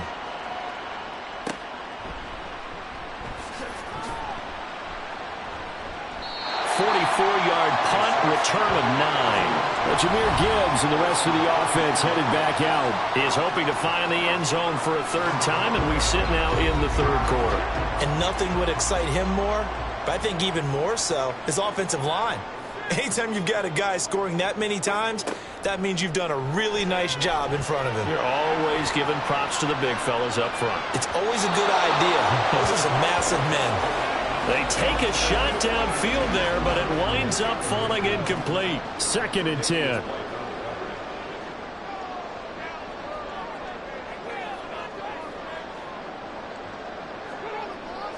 They'll look to throw here. The pass caught by Olave. 4 yards the gain, and it'll bring up a 3rd down.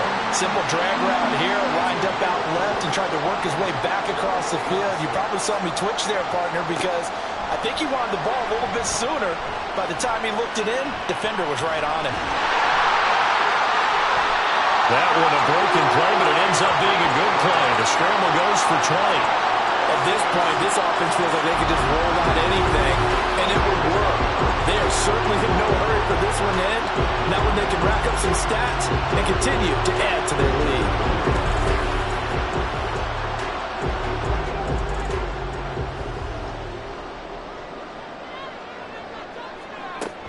On 1st and 10, here's Gibbs. 5 yards is the tally on 1st down. That brings up 2nd and 5. Well, you certainly have to give a little credit here because they're playing this game now at their pace. This is ball control football, sustained runs, taking their time, and making it work. Unable to corral him, he fights through. And this is going to turn into another 1st down as the tackle is made at the Vikings 16. 23 yards on the tuck and run. So the ball down to the 16 here for 1st and 10. Now they'll switch it up here and look to throw. This is caught. And the Saints are going to have a 1st and goal coming up as the tackle made at the 3-yard line. 2nd down and 3 with right around 3 minutes remaining in the 3rd quarter. 3's all around. They go play action here on 1st down. Toward the pylon, but it's incomplete. Down this close to the goal line, 1st down. Surprised that wasn't a run? I am, and you know I'm old school. I want to run the ball on 1st down in this situation because 2nd down, that gives me that option of running play action and maybe throwing it.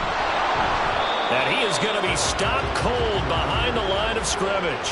That'll be a loss of a yard, and it leads to a third down. I thought they were onto something with their play call and kind of went in reverse a little bit. Threw it on first down, then ran it on second down.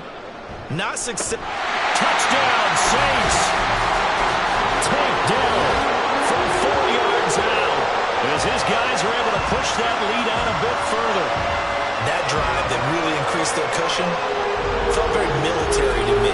Very precise, methodical, as one of the words you've taught me. And they just got it done. And slowly but surely now starting to pull away a little bit. Things looking good for them here in the third quarter. Not only pulling away, but you mentioned that slowly but surely. You also drain clock, too, with a drive like that. So you really give yourself an advantage. Groupie able to add the PAT. And the lead is up to 18 now. From a couple yards deep, he'll bring it out of the end zone. And in hindsight, probably should have taken a knee as he only gets this out to the 16-yard line. And now out comes Minnesota. I kind of feel like they've reached a do-or-die point in this game, Charles. If they're going to try to pull off an impressive comeback, it has to start right here, right now. Yeah, now they've got a final chance to get out of this situation, but they also understand they've got to move the ball and move it fast. In addition, they need to save as much time so they can get more possessions. Purdy now on second down. Firing quickly here, and that's complete. And able to break one tackle, but then quickly brought down. But a nice little gain.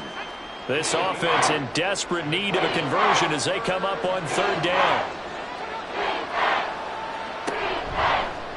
They'll try and pick it up by running the action to the right. And this will be a Vikings first down as he's got this up to about the 34-yard line. Under a minute to go in this third quarter as they come up 1st and 10. Purdy will set up to throw it here. He's got a man. It's his tight end. That's complete. A big play there for Minnesota. 66 yards. And what a letdown after a huge play. He's going to pull this in and then set sail for the end zone. And he nearly made it, too. But he's going to be tracked down just short of the goal line. And he'll get in. Touchdown, Minnesota. Zach Charbonnet with his 4th rushing touchdown on the year. And the Vikings are able to get a score back in the final stages of this third quarter. And maybe that's the magic touch right there. They didn't use him at all in the first half, at least running the football. But here they entrust him with some work down in the red zone, and he responds. 1 carry, 1 touchdown. Point after, right down the middle. And that'll make this now an 11-point deficit. The kickoff team on the field now as they will send this one away. Perry, the return. And just shedding him off there. And he will be taken down here on the return on what will wind up being the final play of this third quarter. We have played 3 quarters. We'll return with more after this break. You're watching the NFL on EA Sports. Back now here live in New Orleans. Getting set for their next drive, the New Orleans offense. Well, there are 2 scores on the plus side. Still time here in this 4th quarter, but maybe you start thinking about playing keep away? Yeah, I think here's the situation. You're not thinking touchdowns anymore. You're just thinking first downs. To keep up with your theme there, playing keep away, first downs, they can't touch the ball. 2nd and 4. He finds Mayer here. And brought down, but not before reaching the 45-yard line. 5th catch of the afternoon, and that gives him a first down. The passing game continues to be their friend. Even with a stable lead here in the 4th, Charles, they're going back to that well. Yeah, with their overall philosophy, you know that they trust their quarterback. He's been able to throw it well. They continue to throw these safe passes. Who can blame them? A short throw, and that's hauled in by Mayer. So 5 yards here, 5 on the play, and it'll be 2nd down.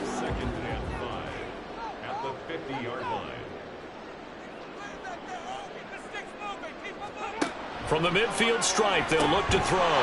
Caught by Mayer. And now for him on the season, that is his 80th catch, and the result is a first down.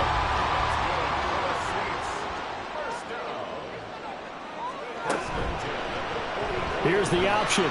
Powering forward. Muscles him off. And he'll be brought down at about the 42. 2 yards the gain on the keeper, and it's second down. Brings up second and 8. Straight ahead with Gibbs here. And he'll follow his blockers there all the way down to the 23-yard line. 109 yards rushing for him now as he has been tremendous all day long. Well, that's a carry they have to be satisfied with. And throughout this game, they've been satisfied with what he's given them. Whenever they've needed a big run, a first down, he's the guy they've turned to. And it doesn't matter what the defense thinks. They feel like they've got the confidence to keep handing it to him and keep picking up good yardage.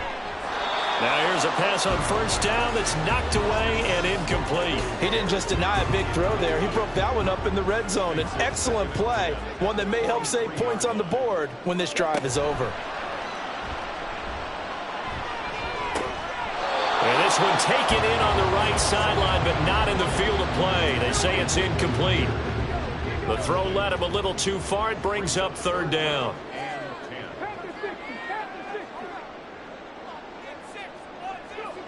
On third down, he'll drop to throw.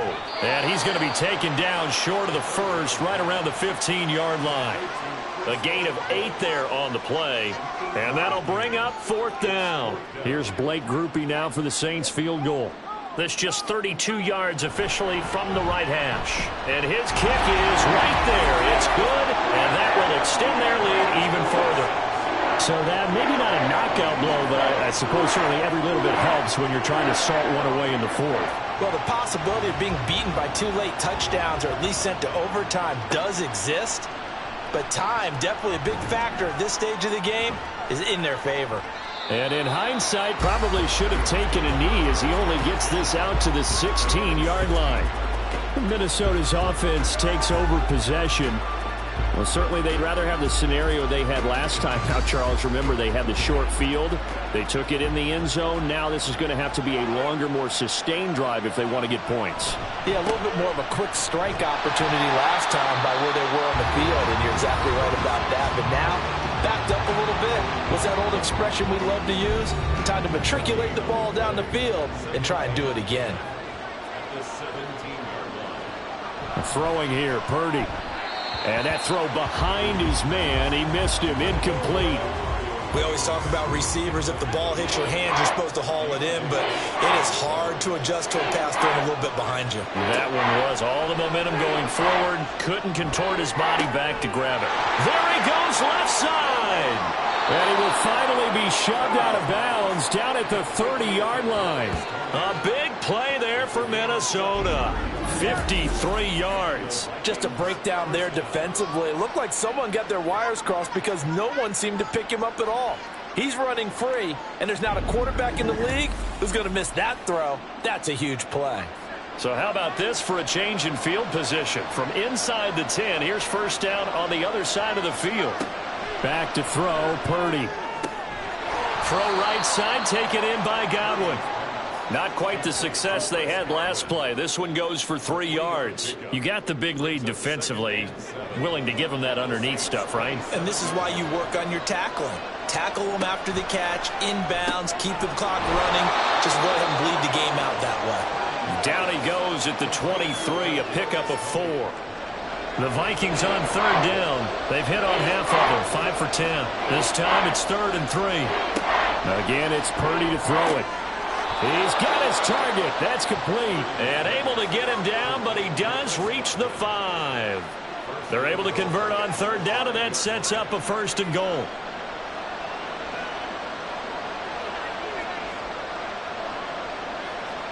Now Purdy.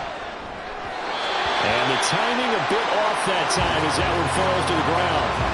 Great coverage there all around. Really didn't have many options to throw the football. Very little chance that that one was going to be completed. Every receiver was locked up. Throwing on second down, it's Purdy. And this will be well too low for him to bring in. It's incomplete.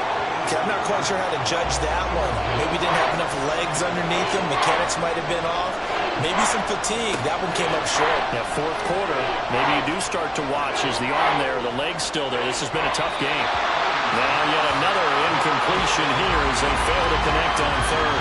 So now 4th and goal. You're trailing by a decent amount here. What are you doing, Coach Davis? Well, I've got to think to myself, just how many more opportunities am I going to have this close and have this chance? I've got to go for it right here. The clock's dwindling on me. Let's go get it done. And he's got it. And he is going to be out of bounds well short of the pylon, and that will be a turnover on downs. Boy, so what else could go wrong for him here? It's an illegal touching penalty on the outside. Yeah, Brandon, that really wasn't a very disciplined play, was it? Because you got to know where you are on the field. You can't get that close to the sideline because if you step out of bounds, you can't be the... Look at this! Middle of the field, a breakaway! Now look out! He's to the 20. Touchdown, New Orleans! Jahmyr Gibbs, 95 yards. And the Saints are looking to make it 2 straight as they add on to this 4th quarter lead. Well, that is certainly a deflator right there defensively. Their guys just came off of a touchdown drive. They're back in the game, and then bam, they give up a touchdown 1 play later. How about that? And the momentum, which seemingly had shifted the other direction, thought we might be seeing a comeback. That momentum right back the other way. Well, that is certainly not complimentary football that we saw right there. The defense is supposed to help their offense, not give up another touchdown. Groupie for the extra point.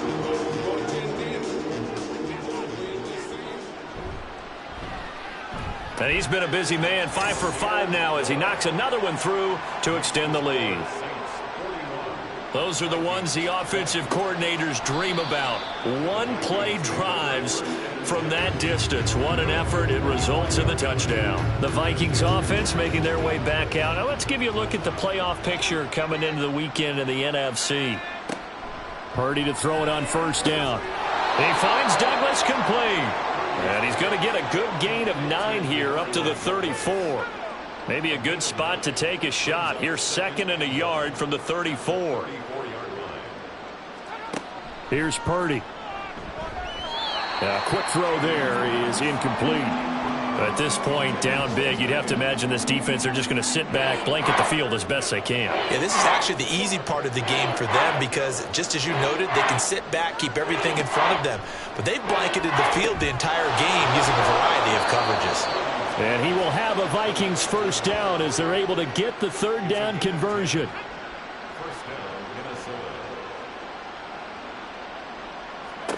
On 1st down, Purdy completes it to Douglas. And he's going to get this down to the 35-yard line. A good pickup there, 21 yards.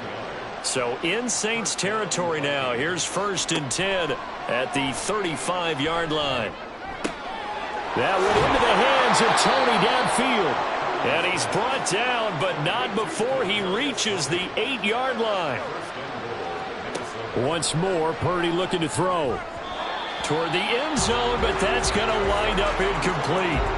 I think this is what this game's become now. Just go deep, see if we can get something to go our way. Yeah, not the most creative or most inventive play call there, but not much has worked for them throughout this game. They're almost... It's caught in the end zone. Touchdown, Minnesota. From 8 yards out. And the Vikings have got it back to a 2-score game here in the 4th. Well, they needed 3 scores to have any chance. There's the first of the 3 as they get into the end zone. Yeah, Brandon, I think that our guys at Next Gen Stats in charge of the win probability are probably saying your chances still aren't great. But now you still got more than 3 minutes to go. You got to focus on the task at hand, which is going to be getting the football back as quickly as possible. 2 scores down, 3 timeouts left. Still a chance if they can somehow get this one back. And the Saints hands team able to rein this one in. Well, 4th quarter, they felt like they needed the football back. Unfortunately, they couldn't get it. And I know we brought analytics into the game, and someone has said here that the data says that when a team's expecting an onside kick, 80% of the time, the team expecting it, they do actually recover the ball, which is what we saw here. I just wonder if that number is much more of a anecdotal type of a number. Kind of like when the coaches tell us, well, when you score on special teams, 93% of the time you win the game. I'm still waiting to see that number is empirical.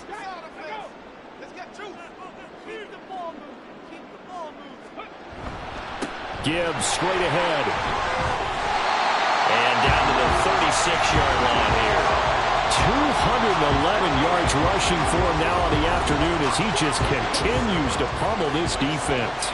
Coming up on the final 2.5 minutes. And boy, has it been fun to watch this offense operate. Quite the display, and now they look to polish it off. And he gets it down to the 32. 4 yards the pickup, first down. 2 minutes left to play in this football game here on EA Sports. So it's Saints football as we get you reset from the 32 now. Here's 1st and 10. They'll go again with Gibbs. And not a whole lot of room to operate there on the first down run. He gets maybe 3. And now we'll see a timeout used on defense as they stop it right out of the break with 1:57 to go in the ballgame. They'll get it to the 23-yard line. Now the Vikings will use the second of their timeouts. That'll leave them with just 1 remaining in this 4th quarter of play. On 3rd down, here's Gibbs. And he will have a Saints first down. It has been a struggle, but it's looking like that'll be the one to seal a victory for him.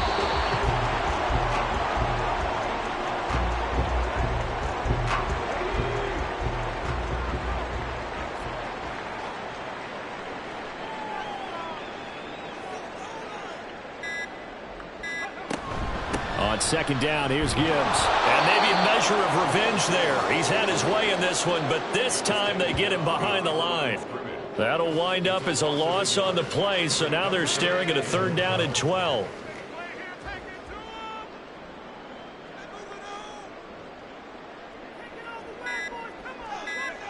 The Saints in victory formation now as they'll take the knee. Listen, anytime you take a knee to end a game, that means you've won it. So it doesn't matter whether it's home or on the road, but there's something a little extra special about doing it in front of your home crowd, isn't there? And the home crowd applauding. They're happy with what they've seen. Chalk this one up in the left-hand column for a win. Yeah, that's right. Head to the locker room, throw the wristbands in the crowd for the kids, your gloves, your towels. Get to share it with the home team. Charles, a lot of happy faces heading into the tunnel as this one ends, and understandably so. Not only did they get the win, but boy, their offense was on fire in this ball game. And partner, I have no idea what the top speed is on one of those high-end sports cars. What's the top gear you can get into? This offense, they certainly were there in this one, huh? Everything clicking for them in this contest, the kind of performance that they're going to cherish. So for the Saints, they solidify their spot in the playoffs as they run their mark to 12-4 on the year. So for our entire crew, alongside Charles Davis, I'm Brandon Gaudin. Thanks for watching, everybody. We'll see you next time.